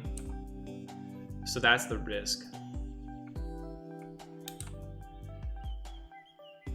All right, looks like it's clear now. There's a few places where we will get aggro in Kith. Well, where we could get aggro in Kith, I should say. So, chat, we think the right wall is the way to go, not the left wall. I would typically follow the left wall. I would hug around Rivervale side. Yeah. So I'm playing a Paladin mostly for flavor, but also because it's a relatively unpopular class, so you don't see it often. and because it would be one of the most challenging classes to do this run, trying to level up 1 through 50, aka the standard EverQuest maximum level, without dying. So I chose this mostly for coolness and for challenge. This is maybe one of the most challenging runs you could do. I cannot accept a soul potion, unfortunately. I apologize.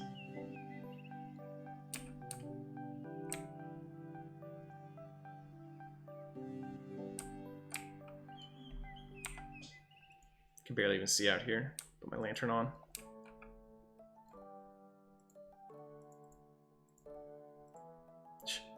My fire beetle eye was overriding my lantern, even though the lantern's way better.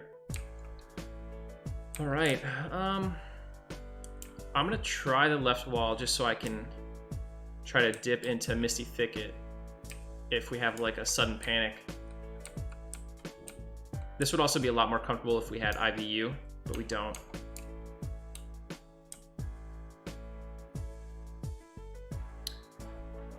I don't know why, you know, when we talk about why it's like next to a newbie zone like that, Valk, I can't say, but I do know like the reasons that Kithcore is like this, you know what I mean? It's like a lore reason. Originally it was not like this, and I think that the newbie zone overall was just not used. It's too far from Freeport, so no one went here from the human side.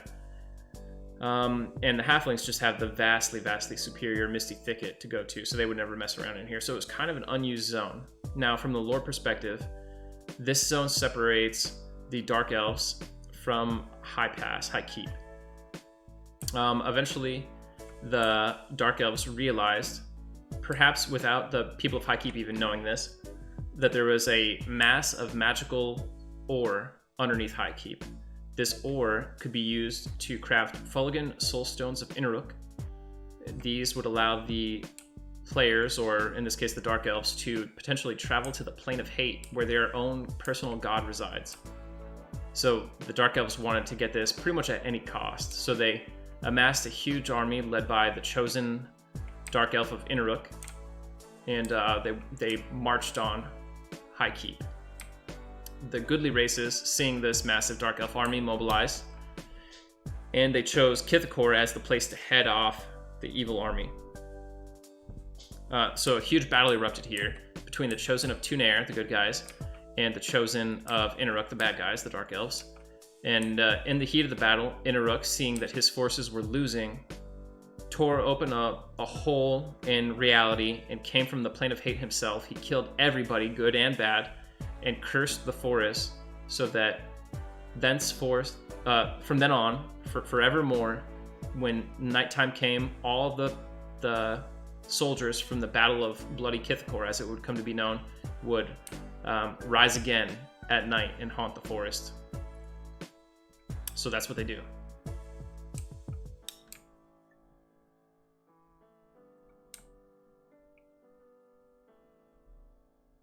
Yeah, Snack, this is a solo self-found hardcore run, so if I die, game over.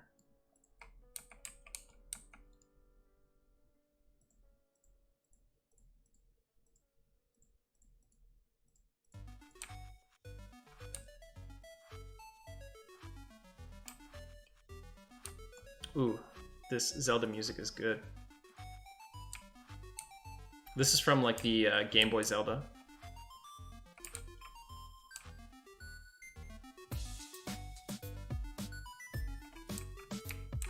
I wish I had J-Boots. I see that J-Boot spam.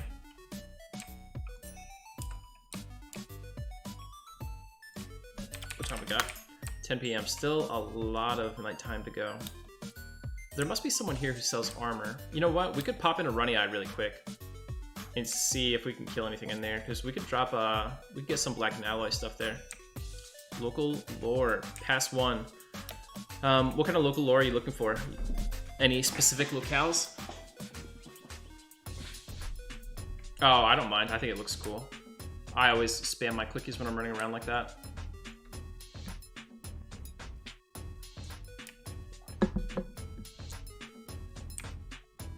Sir, Rotset Knife is not local lore. I'll give it to you anyway, though. So Rotset Knife is the prime healer. He is the god. I think the only people in the game that we see that worship him are the Cleric and Paladin Guild in North Kanos. Some say that he is not in fact a god, that he is instead an alien life form. This is kind of backed up by the fact that, like, when you look at him, he looks like an alien, and also his temple is literally a flying saucer. Other than that, we don't see a whole lot about Rodset Knife. He lives supposedly in the Plane of Health. I don't think we ever go there in the game, at least not in the expansions where people still care about lore and being true to the lore.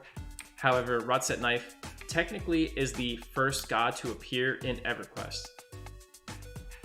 Some of you might think this is crazy, but hear me out. Rodset Knife technically spawns in North Kanos randomly. If you go into the pool of water beneath the flying saucer and you kill the Koalindal fish, occasionally one of the Koalindal will reveal themselves to be Rodset Knife in disguise. They do have, if it is the Rodset Knife Koalindal fish, it will hit for 350 damage, and it will have 32,000 HP, which was the maximum possible HP in EverQuest at the time. So certainly very god-worthy, and equivalent to the other gods that came out in that era. Yeah. Let me pull it up. Let me see. He gives you like a little custom shout.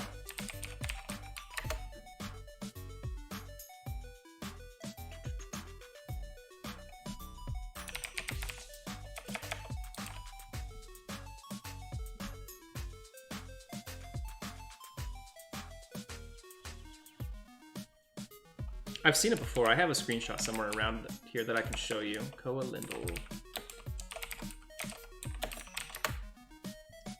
But I have like 10,000 screenshots, so I'd have to dig for a while.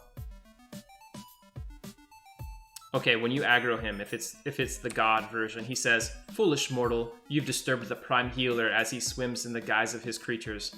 For this, you shall perish."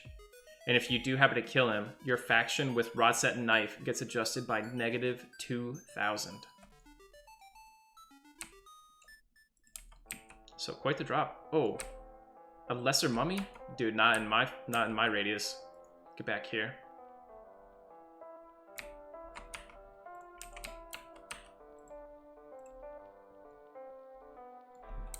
Oh no.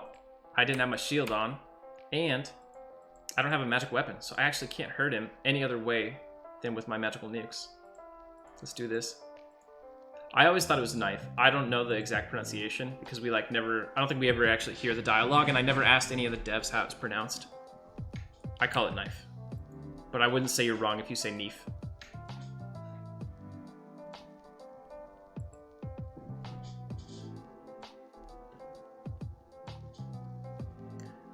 Pass right now, we are just trying to get back to Crushbone to get a shiny brass shield and a few other pieces of gear. But right now, you know, nighttime, we have to go through Kithgor Forest one way or another, so trying to keep ourselves productively occupied in the meantime. Wow, that took a lot of mana.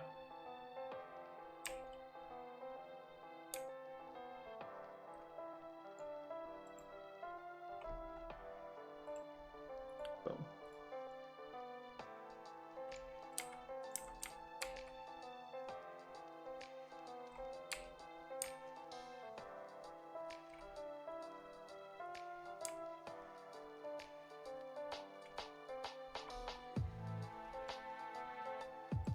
I don't know that I could kill Emperor Crush to finish the Screaming Mace. I guess I could eventually just pass everything in the room to solo him out.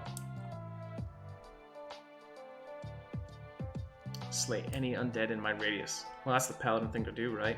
The hardest part of that would be like walking to cities and having to deal with like the 50,000 decaying skeletons around. Okay, the running eyes this way then. We went the wrong way. Yeah, I think for the Screaming Mace, you need to hand in like most of the big Crushbone loot. Someone could correct me, but there's like 3 or 4 items that drop in Crushbone that you need to turn in. One is like a prayer cloth. One is like the chest from Crush. One is the wristband from the Orc Warlord, and the shiny brass shield I think is the 4th one. And all of that gets you the Screaming Mace. Though personally, I feel like the Screaming Mace is not as good as the sum of those 4 items.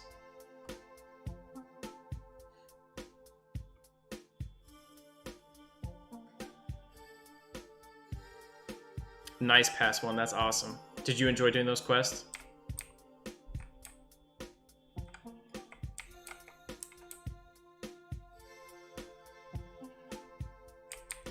Sir, I have no wish to fight you. Oh, yeah, you're right. I do need to do it just for, like, a magic weapon. That's a good point. Unless I get a black and alloy longsword in here. Yo, what's up? Okay, so now that we have the Picklaw goblins, I don't think we have roaming level 30 Evil Eyes on the top floor, though I could be wrong. And being wrong would be a fatal miscalculation.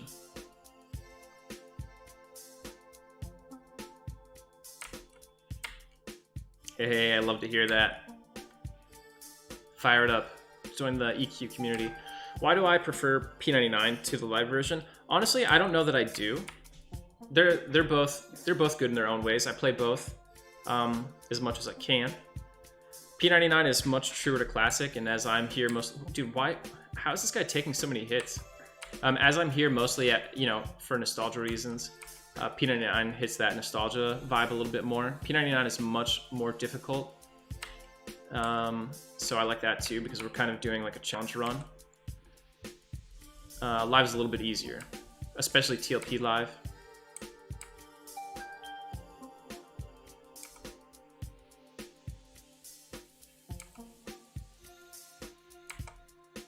That's the way you got to do it, pass one. I wish that we weren't KOS by default to the Surefall animals. It's kind of dumb.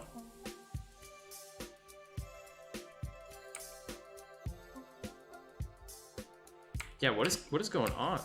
This guy's not even going to give me EXP.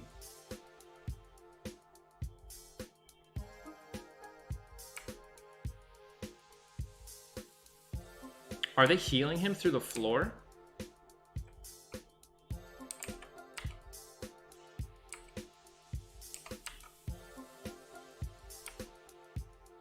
If this is what a peon's like, I'm not sure that I can kill anything else in the zone. What the? Hitting for 20 damage too? Maybe he will give me EXP.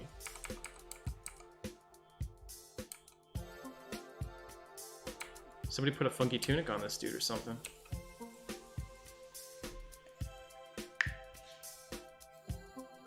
Yeah, that's what I did, pass one.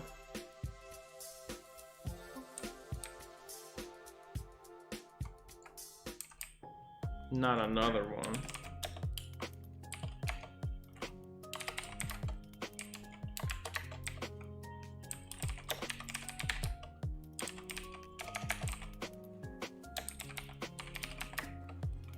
I can't target through the floors here. Dude, I'm not fighting another one of these. Get the hell out of here.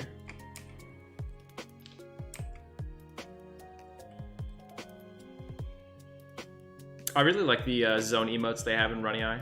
Perhaps bards and storytellers will sing a song of your death here one day. I always imagine that the emotes are like the Spirali kind of invading your mind and talking trash. I think in the EQ RPG books, it's like specified that the Spirali communicate psychically.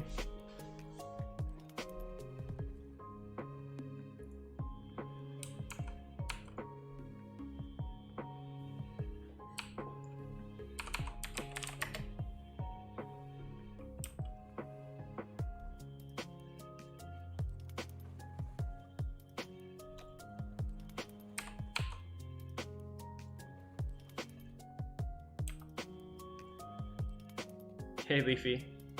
Yeah, man, I'm sad to see that Bobby's gone.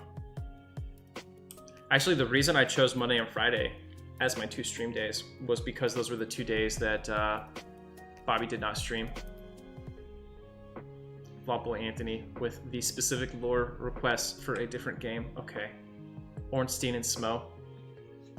I'm not 100% positive on Dark Souls lore, but I want to say that Ornstein and Smo are guarding Guinevere. They're guarding Guinevere, though she is a fake Guinevere, an illusion created by Gwendolyn. For his part, Ornstein was one of the great 4 Knights of Gwyn, or whatever they're called, along with Havel the Rock, Artorias, and one other who I'm forgetting, Siren, who was Artorias' girlfriend. Smo wanted to be part of that team, but he was considered too grotesque for that role, so he never got that honor. And purportedly, that was because he was a cannibal. Smo's an executioner, and he would cannibalize his victims. As to why they're there guarding Guinevere, most likely just as the ultimate test for the, quote, chosen undead. As you know, the chosen undead was a manipulation on the part of the gods to cajole undead humans to partake in this quest to reignite the first flame, thus extending the age of gods and not allowing the age of man to come to pass. To do that, they needed to ensure that your soul was sufficiently powerful, though, and Ornstein and Smo being there was kind of like a check, you know what I mean? Like, if you could beat them, all right, then maybe this guy has a chance. They don't want to give the Lord Vessel to just anybody. So there you have it. Ornstein and Smo lore.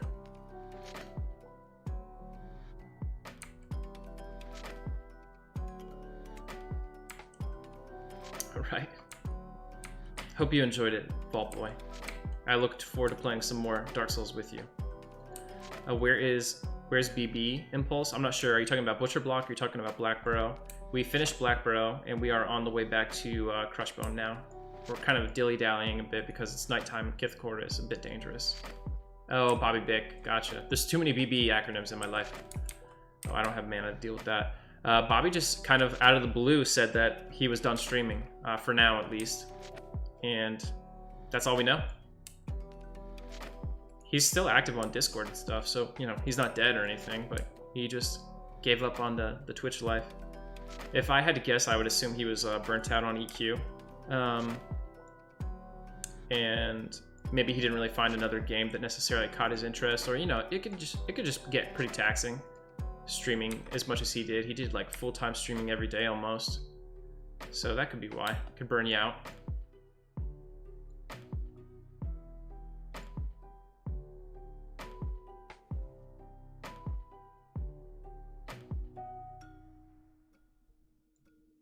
But yeah, Leafy, happy to see you here. Yeah, I don't know what PD2 is.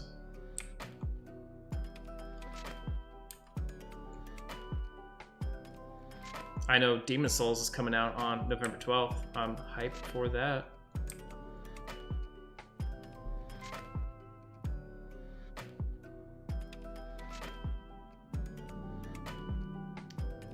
Demetrium, you're trolling.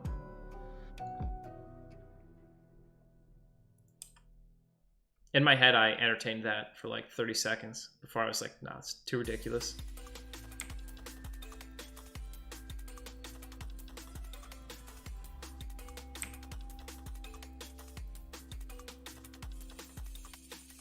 But yeah, without Bobby here, most of the time when I check out like the EQ Twitch, there's kind of like, there's no one like with a huge amount of people watching them, you know what I mean? And like, the other guy, Pantheist, he doesn't seem to be streaming a lot of EQ right now either. So EQ streaming is kind of like dead right now. I'm always sad when I check out the EQ Twitch channels, and the top one is like the Auction House Tracker, the EC Tunnel Tracker. I mean, for all I know, it's beating me right now.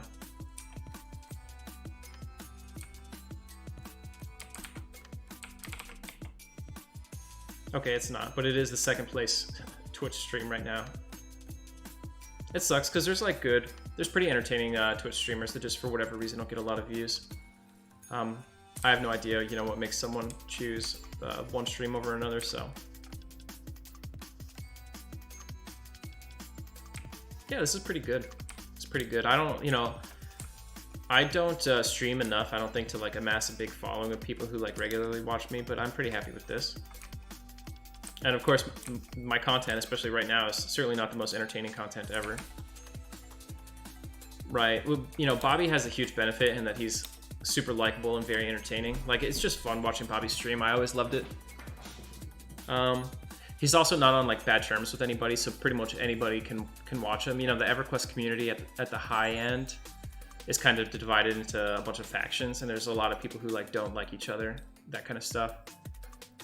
I would say that pretty much everybody likes Bobby, so he's an easy person to watch for that reason too.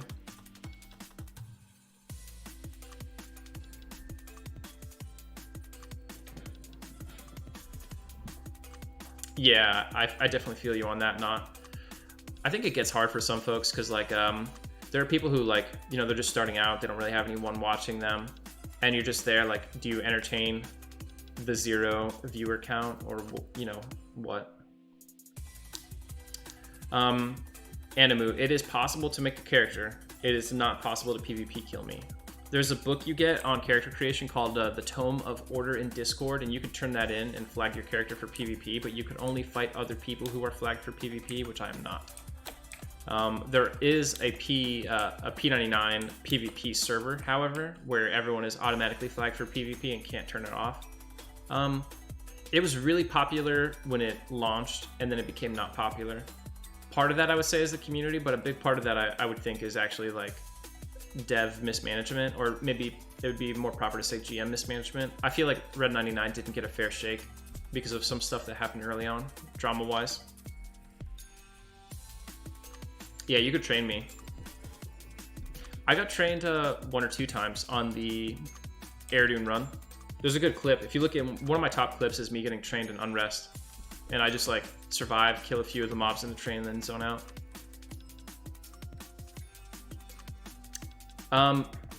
It would help Bootly, but then like someone would like stream snipe me, you know what I mean? Someone would come in with a red character and smoke me. Yeah, Everquest is not a balanced PvP game, which is what I like about it, you know what I mean? So we're pretty close to being able to go outside, and we're almost full mana, so we'll mid up and get out there.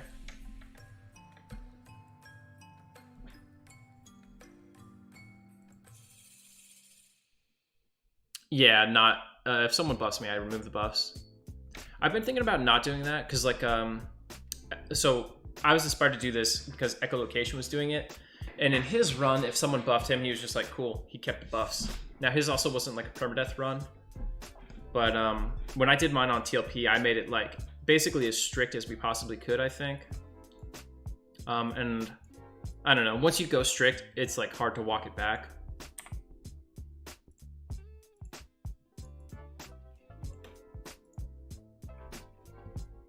But yeah, I don't take ports. I click off buffs. On TLP, I could block buffs. There's a command you can use to literally block buffs. So I would just like block every buff after I got it one time. Yeah, the D-levelers. Yeah, so they're super hard to fight. I think you could do what, like 4? Was it 4 levels or 7 levels worth of D-leveling and retain the skill?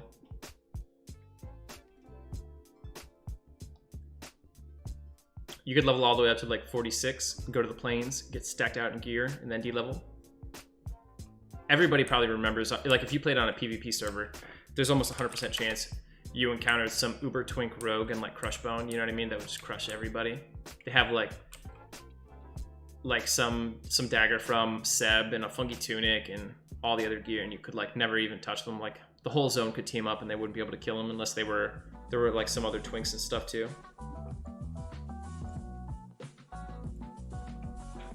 I really like that Everquest, like in the nostalgia eras, you could still twink characters out really well.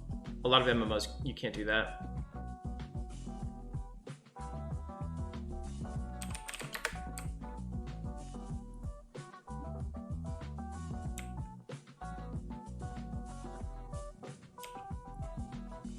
I guess I'm lucky. I never ran into someone with like a D-leveled epic.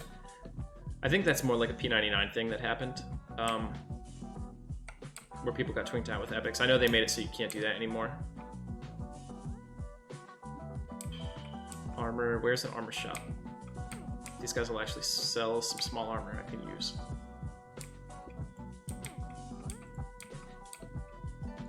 But yeah, if you were doing that on live on the PvP servers, you had to be in like the 1% of the 1%, you know what I mean? Because back then epics were still super rare.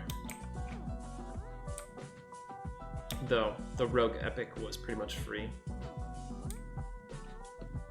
Yeah, the bards.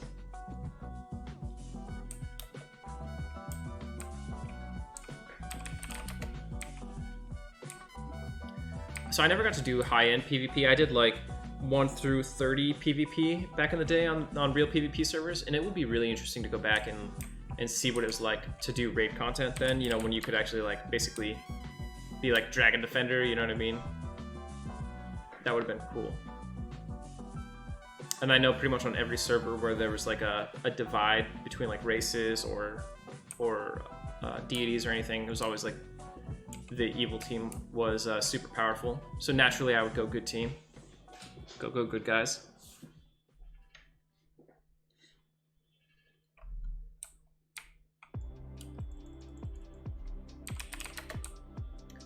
$5 a.m. We're pretty close to safety here.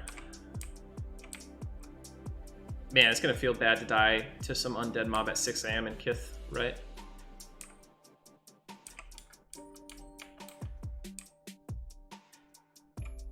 I never played WoW. I played like 5 levels preparing for like some emulated classic server a couple years back that I ended up not playing on because I didn't like it. I don't know, something I've always had like a hard bias against WoW. I think as a kid, not understanding the full nuance of like why EverQuest was failing, part of me blamed World of Warcraft for the decline of EverQuest, and so I never tried it. And also like I'd already been playing MMOs for so many years that it was easier for me to just kind of, when EverQuest became not fun, to just lay it down and not pick up another MMO. I played EverQuest until I was like, I don't know, whatever year Omens of War came out, that's when I quit. And I had already quit a few times. I think, you know, I'm sure everyone in the chat knows if you play EverQuest, you quit more than once. So I quit a few times over the years. But by, I want to say like 2003, I had my like real quit.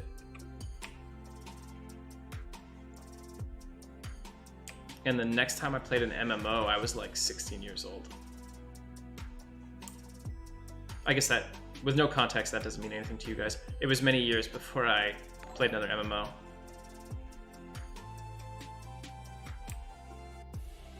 Yeah, it is like quitting smoking.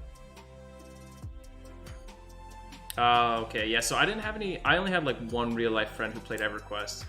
He's like the guy who got me into EverQuest. And he quit EQ before I did. He was a little bit older, you know what I mean? So EQ had I would say, had a more detrimental impact on his life. You can only mess up your life so much when you're like not even in high school.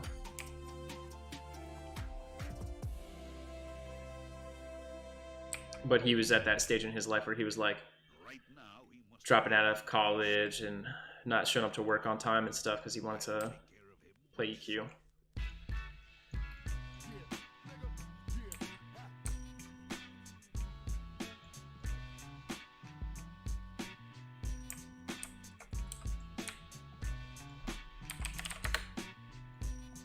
Should be totally safe now.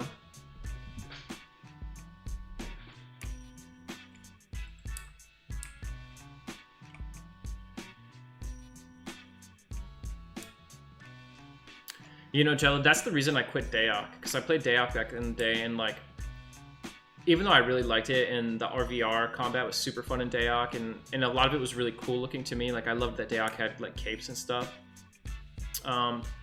It just felt like there was not as much depth to the content. There wasn't like the lore behind it that EverQuest has.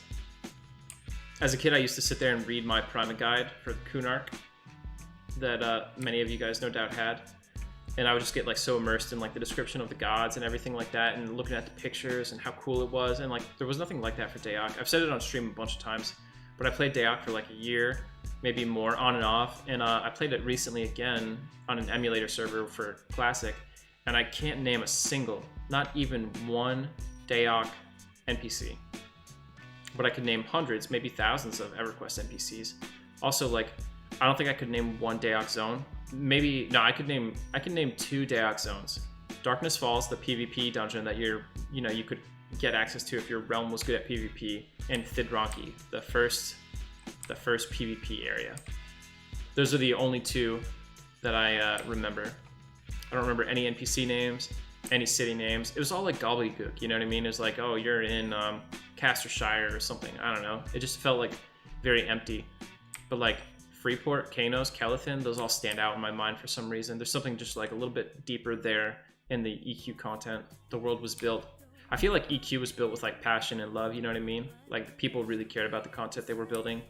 in Classic, Kunark and Velius, and a lot of other MMOs after EQ have not had that same feeling.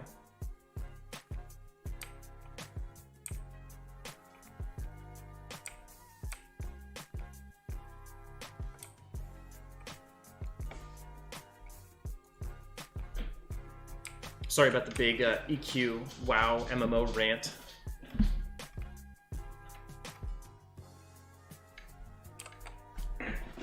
I need to put a posture check on here so you guys can remind me when I'm hunching over like a goblin at my desk.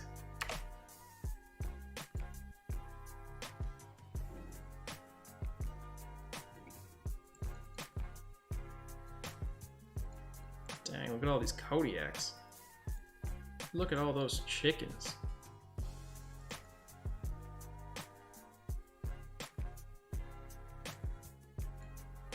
I remember kind of liking the Warcraft lore. I never played, like I said, I never played WoW, but I played a lot of Warcraft 3, and I liked that world.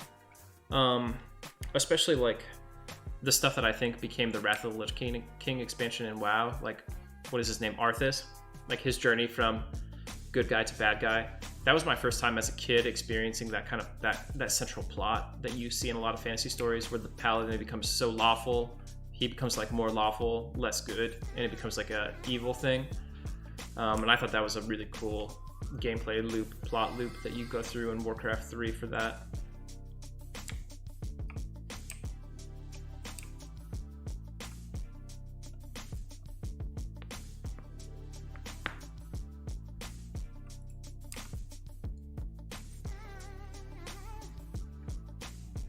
Man, I remember like getting my old, was it like Game Pro and Game Informer magazines back in the day? Like that's how you read about games.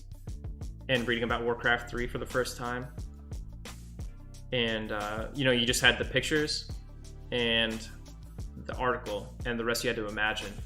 And Warcraft 3 sounded so freaking awesome to me as a little kid when I was reading about it. Like just having heroes and mining for gold and fighting your friends. I snapped that thing up as soon as I could.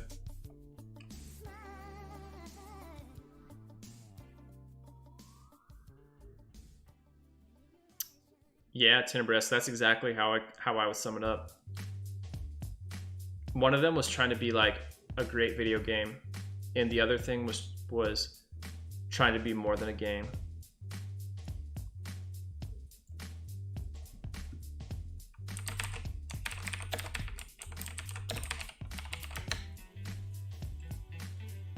All right, so for this Deepwater Harpoon thing, I just have to run around and give people a potion. Oh, you know what? My faction might not be high enough.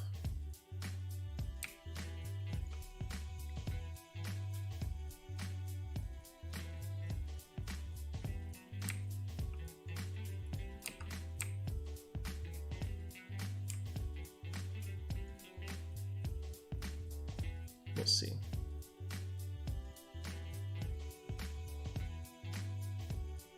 I need to talk to Cerna Tasknon at the top of Temple of Mar.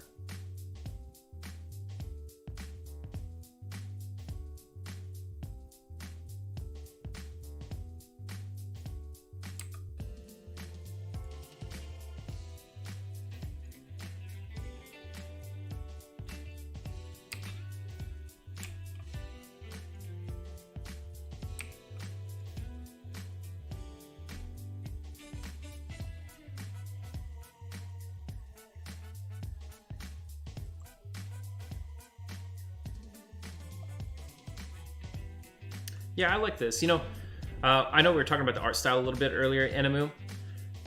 The art style for EQ is like, in my opinion, a little bit timeless. Like the graphics are objectively not good by today's standards, but they had an attempt at realism rather than like a stylized aspect to them.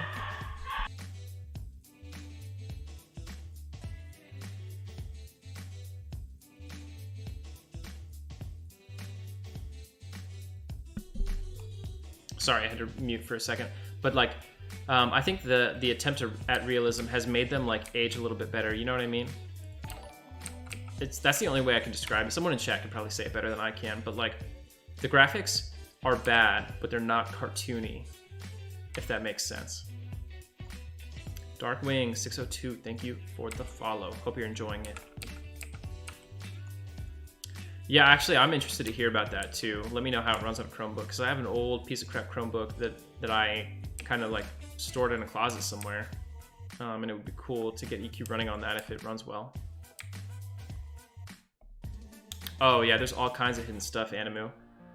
Like most cities have like a good section and an evil section, and you have like faction with guards and everything. So in your home city, you might have a negative faction where like they'll want to kill you.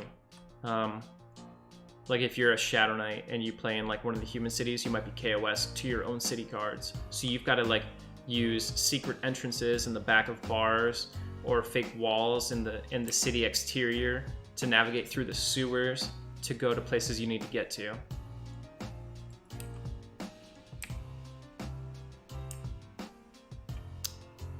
That's 100% true, not.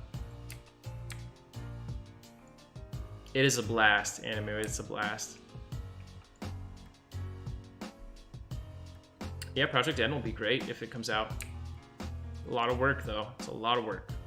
I'm telling you, man, you load up EQ for the first time, Animu, and just forget who you are in real life, become fully immersed in EverQuest, play your role, pretend you're playing Dungeons and Dragons, but the game world is your DM. That's what EverQuest is meant to be. Population is great. I'd have to log out to see what the server. Actually, I could check on the website. But like the other day, it was 1,000 on green, 1,000 on blue.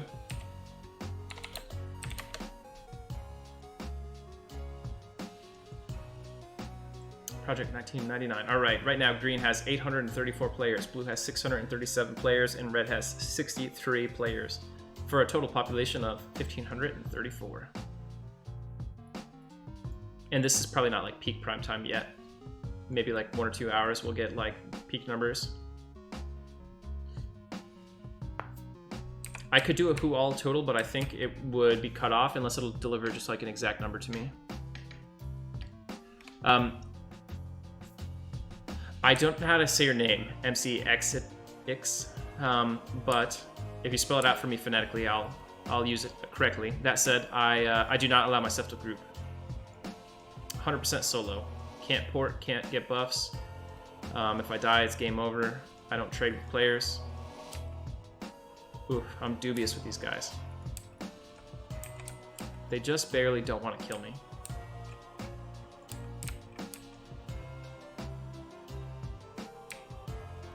MC Exit X. Okay. Are you an MC? Like, do you rap?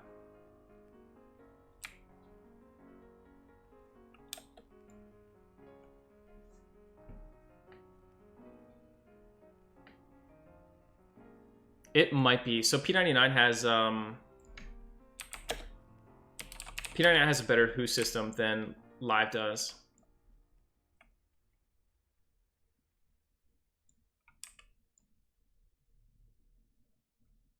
Okay, so if you played it on Steam Animu, you're playing like the live version, which is a lot different. I would say live is not as immersive. It's a little bit more cookie cutter. So someone in chat might be able to help you out. It's kind of an undertaking getting P99 set up for the first time, but you want to play P99. If you like what you're seeing here, this is Project 1999. You can't access it normally. Because it's an emulated version meant to represent EverQuest as it was at launch, more or less. Though P99 is technically good to go now. It's not like an illegal emulator. It's sort of got the Hominy Domini to operate effectively. They have an agreement with the parent company of EverQuest.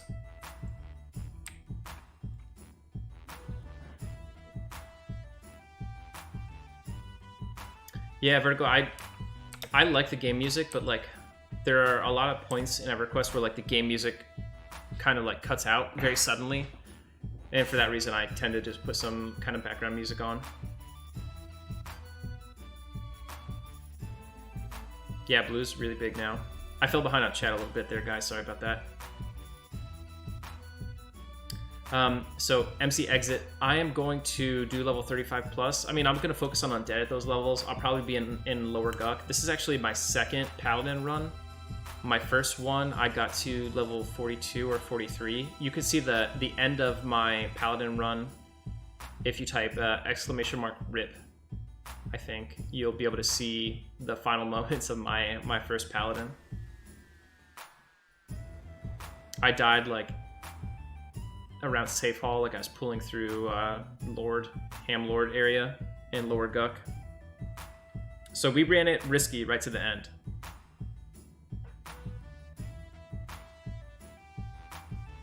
That's awesome. EQ created TLP servers, but they're not really classic. They're a lot worse. Yeah, this Final Fantasy VII remix is dope. Yeah, I got rooted hard. Alright, let's get this quest going on. Will she talk to me? I don't want to fight the Freeport Militia, actually.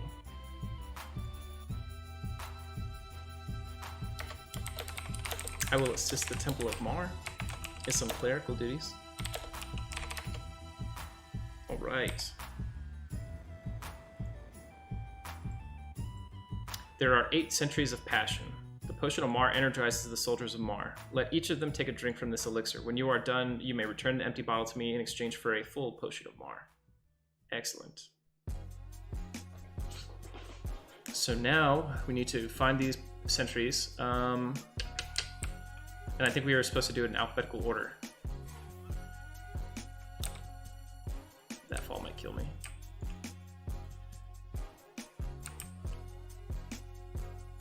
Oh, you're on Mangler, okay. Yeah, I like the TLP servers. I like both of them. I don't think I played on Mangler.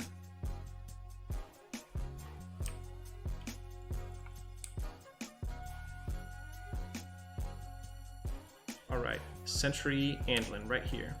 What's going on, bro? Take this potion. Thank you. Boris.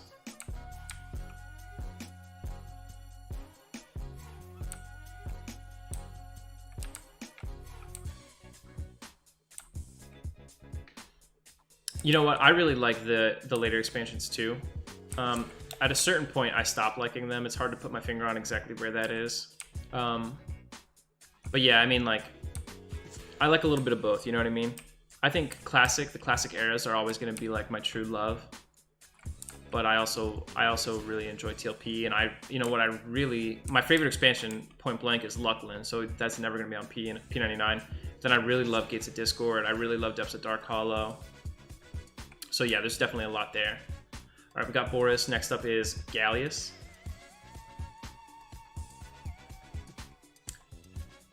As a Lobby, Penial Guards.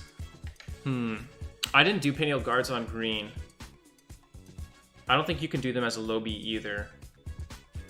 So the problem is on green, GMs will fuck you up, like Guild Masters. So you gotta be careful about that. I would do Wisps, dude. I would do Wisps and Bandit Sashes. That's what I used to make a ton of plat. Once you get into the 30s, High Keep, I would roll High Keep guards all day. Do like 30 to 50 in High Keep, and you'll be rich. That's how I made all my plat.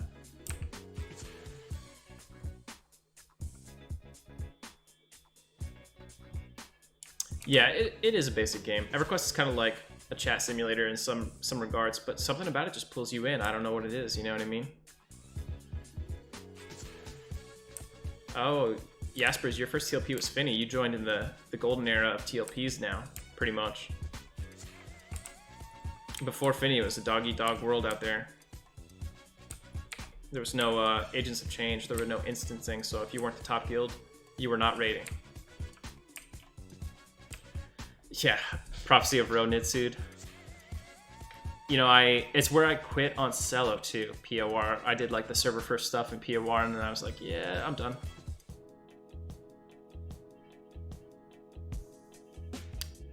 You know, everyone disagrees with me on this, but I hate Pop. But that's true. If you're not KOS to the guards, then I guess... if you're not KOS to the Guild Masters in Peniel already, then you're good to farm those guards.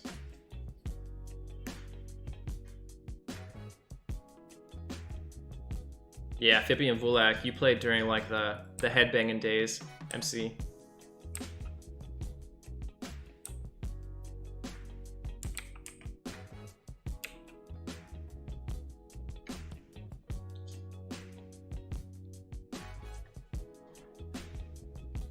I try to skip pop as much as possible. Yeah, it just doesn't do it for me. I don't know why.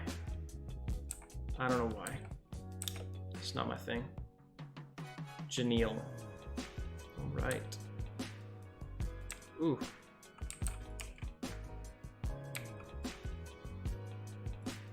Do I need to refill this yet?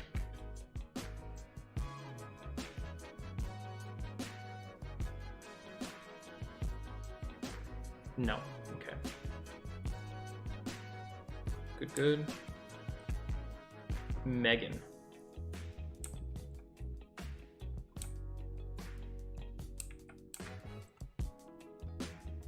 Yeah, you know, a lot of people disagree with me on that, and I totally get it. I'm in the minority on not liking Planes of Power. A big part of what I don't like about Planes of Power, it's hard to put my finger on it, man. There's a lot that I just don't find a lot of fun in. But they also redesigned a lot of the artwork for the gods, and I found them to be kind of boring looking. Like Mythmar, suddenly, like, Mythmar is like randomly an anime character. Bertoxilus just looks ridiculous. So that kind of stuff is annoying. I like that the content starts to require just a little inkling of increased coordination, though, with like Wrath Council and some of the ring events and stuff. You know, you could see the progression of EQ into a game that has challenging rig content. Theo.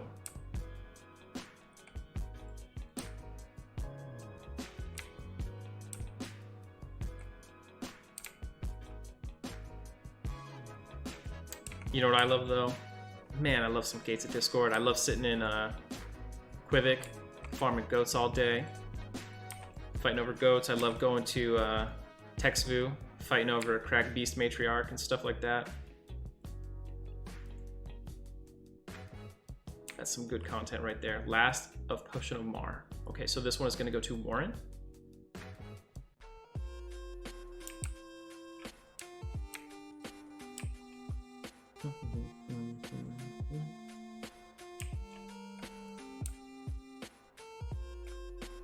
Pop does have a good storyline, no doubt about that, and it's cool, like learning about Zabuxarok and then having Druzzle come and reset the timeline. It's good that they only mess like that's actually wrong. What I was about to say was they only mess with the timeline once, but later in the EQ cycle they jack the timeline all kinds of up. But I like that they didn't get too crazy with the timeline at that stage.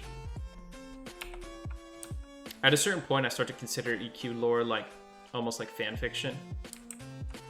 Some of you might be there with me. Like, if it's not, maybe it's like the Depths of Dark Hollow. No, it's like Solteris. Solteris is like the last lore of Everquest that I care about. After that, it's just kind of like, oh yeah, really? They brought the Combine Empire back? No way. Yeah. Yeah, I mean, GOD, no question, was not good on launch, that's for sure. But right now, it's in a much better state. All right, return this back to you. Great work, thank you. All right, we have our potion for Sentry Zirin. A lot of expansions on TLP servers are kind of like that, Mr. Jones, where like, you get like an adulterated version of the expansion because you're so stacked out in gear. Even expansions that we enjoy still, like Luckland and stuff, you're really not meant to go into Luckland with like full best in slot TOV, Dozakar kind of gear, you know what I mean? There is too much gear available. Oh geez, dude, watch me be KOS to Freeport Militia now because I did this stupid quest.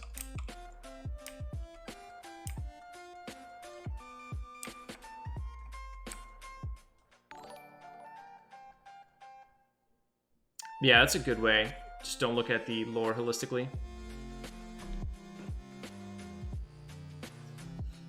Yeah, Liverflap, can we get a synopsis of Pop? Sure thing. So, ancient tales suggest that there is a mysterious divine being known as the Ungod. He is a mortal who walked the earth and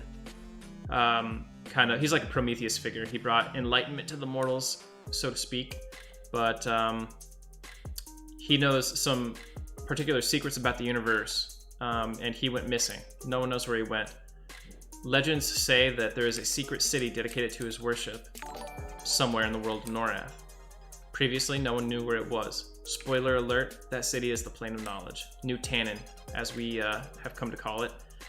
And you go there and you find out there's some things wrong. Hey, Wonderbeam, thank you so much for the sub. Very much appreciate it. Hope you're enjoying this content. I know I missed a few follows here. MC, Arcus, thank you guys.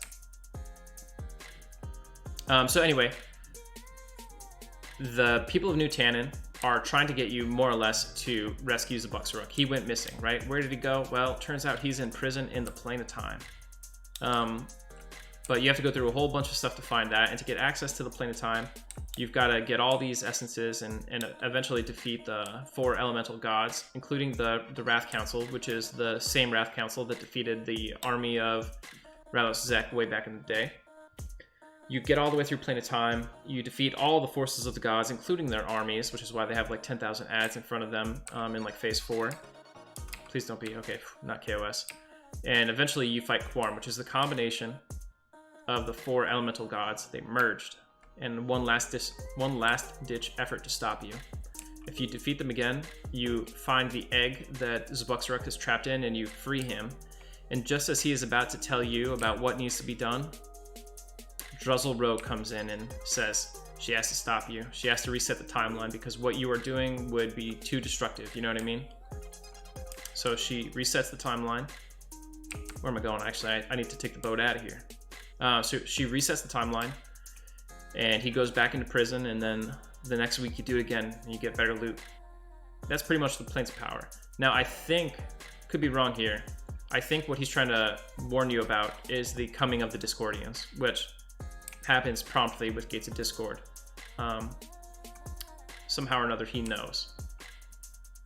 You see him again in Seeds of Discord, when, once again, the Discordians attack the world through the use of time. They go back in time and mess up a bunch of things so that Norath will be vulnerable. That's when you work with Zabuxaruk again, because when all of Norath is destroyed, Zabuxaruk is the last living thing. He's like free, and you meet him in the end of the world. And as you repair the timeline, the world gets repaired along with Zabuxaruk, and then, you know, I think he's imprisoned at the end again. His destiny is like, you know, to be in prison.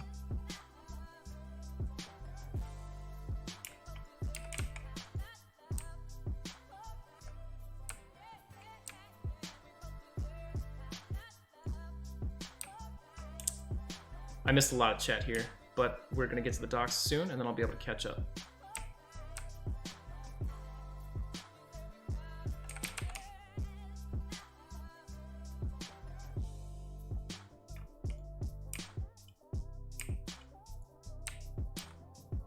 SOD I thought was really cool. You get to see Vishan for the first time in game in SOD. You just see her gargantuan corpse off on the horizon in space. Like, for those of you guys who have never done Seeds of Discord, it's kind of a deep expansion in EverQuest. You're basically just on a rock floating in space with you and Zabuxaruk, and he's got a bunch of portals to different areas in the timeline where you have to go fix things. Alright. We're here, we're waiting. Check up on some chat.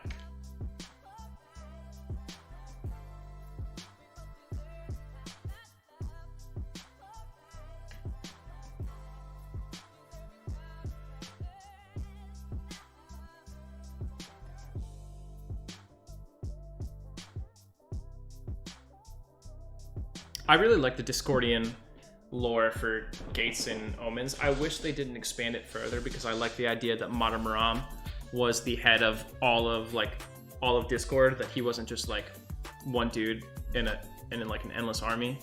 I like that Tunat was the leader of the invasion force, and that Mata was like the big bad guy behind it all, and that when you beat him, it's kind of over. And incidentally, I think that would have been a good place to stop EverQuest. Like, boom, it's over. You know what I mean? You beat the big bad guy, you conquered the gods, everything's good. Jasper, I don't really have any lore videos. I made one for Guck where I talk about it. I don't know, for some reason, even though I'm pretty comfortable talking about it in this format, I suck at video editing. And you need to do a lot of video editing to make good lore videos. So for that reason, I just never did any more. I made that Guck one, and honestly, looking back, I'm embarrassed by the quality of it. I almost considered like deleting it. So yeah, I know a ton of the EverQuest lore, and I really love it personally. But outside of this conversation kind of context, I don't know that I would make many more videos about it. Valka, I learned most of this lore. A lot of it is from in-game, doing quests and reading the dialogue. And like, there's a lot of NPCs that don't have quests, but you can just like straight up talk to them. And if you follow the hail paths and stuff, you'll learn a lot. But also, I have like, you know, behind me, I've got like every Everquest book ever. I've got all the novels. I've got all the atlases, all the primate guides, and I go through those. I'm just like a huge Everquest lore nerd, so I read it all, trying to understand it. I really want to understand like what we're doing in the game and why we're doing things we're doing. Yeah, the Discord guys killed Vishan.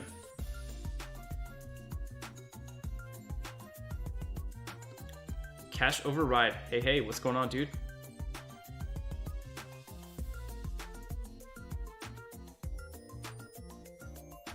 Oh man, Anurin?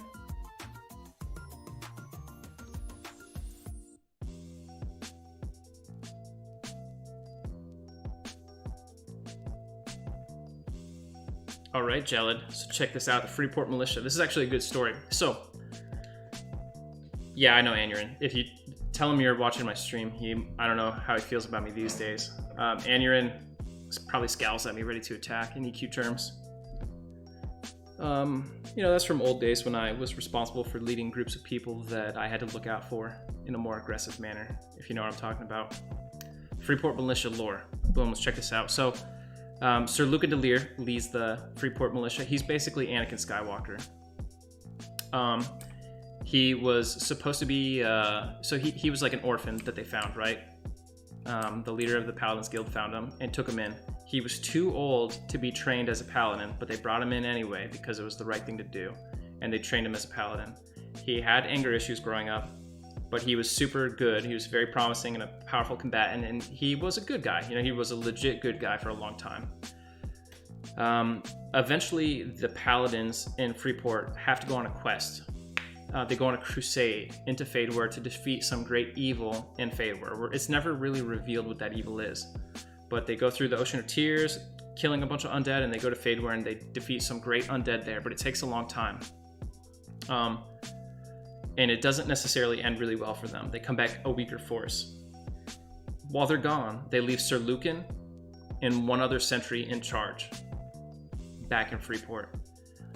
Eventually, some kind of argument breaks out, and in a fit of absolute rage, Sir Lucan kills his Paladin brother, as it were.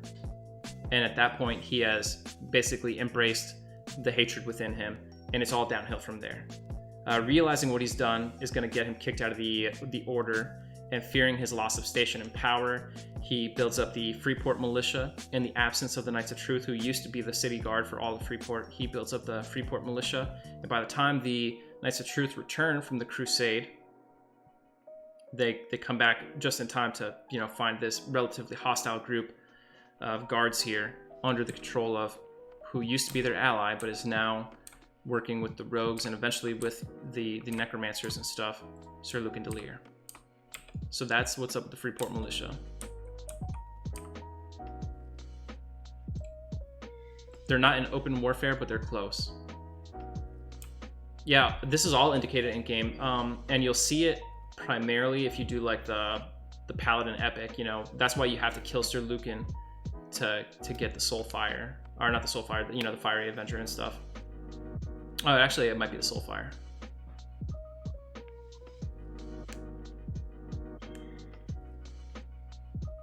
Yeah, Bobby Bick would take it seriously. Yeah, it's Soul Fire. And you can see the depths that he goes to.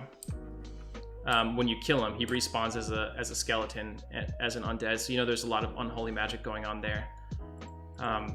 And that is really supposed to be manifested from fear, you know what I mean? Sir Lucan, much like Anakin Skywalker, fears losing the things he cares about, including his own life, and he'll do anything, including compromising all his principles and core beliefs to avoid losing those things he fears. Additionally, Tony Garcia, I think we know him as Valen in game, one of the original EverQuest creators. is the person behind Sir Lucan Delir. Like a lot of the EverQuest devs used to play Dungeons and Dragons back in the day, and many of the characters we know in the game are their D&D characters brought to life in the fantasy setting here. Sir Lucan Delir is literally his character that he played in D&D. And if you, one of the books back here actually has the character sheet printout. You can see his original Sir Lucan Delir character printout from when he played Dungeons and Dragons. Little trivia fact there.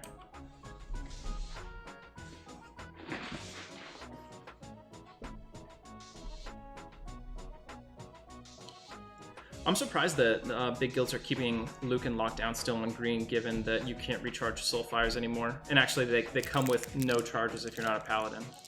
You never could recharge it, but yeah, Tony's awesome.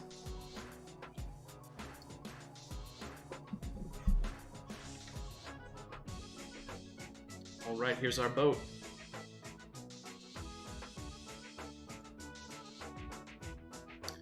Never really played EQ2. It felt a lot more like WoW than EverQuest to me personally. You know what I mean? It felt like a video game first and in a world second. Honestly, it didn't even feel like a world to me. It felt like strictly a video game.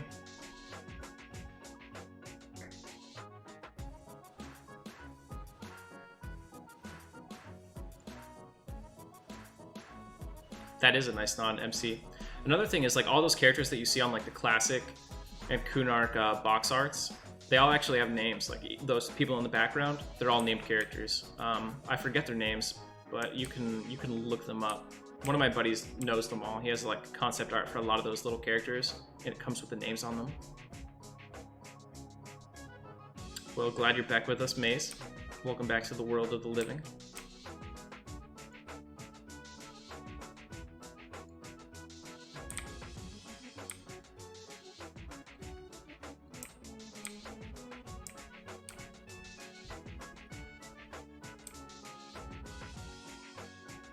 Did Anurin remember me, MC? If he doesn't, it's probably for the best.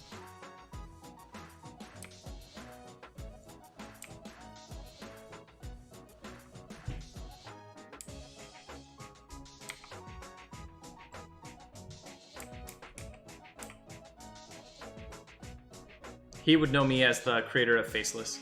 We played together on Lockjaw.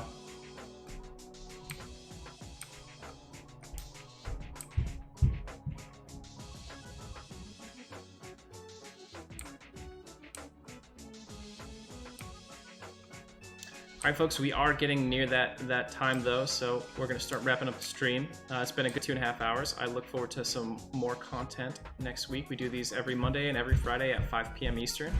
If you want to keep in touch with me, I think I do have a Discord link down here at the bottom that you can click to jump in and join my Discord. I'll give you some permissions so we can chat and keep in touch, and I'll occasionally throw up some screenshots and stuff of whatever I'm doing off stream. But anyway, with that said, thanks for coming out. Hope you enjoyed today's stream. I look forward to next week. Have a good one.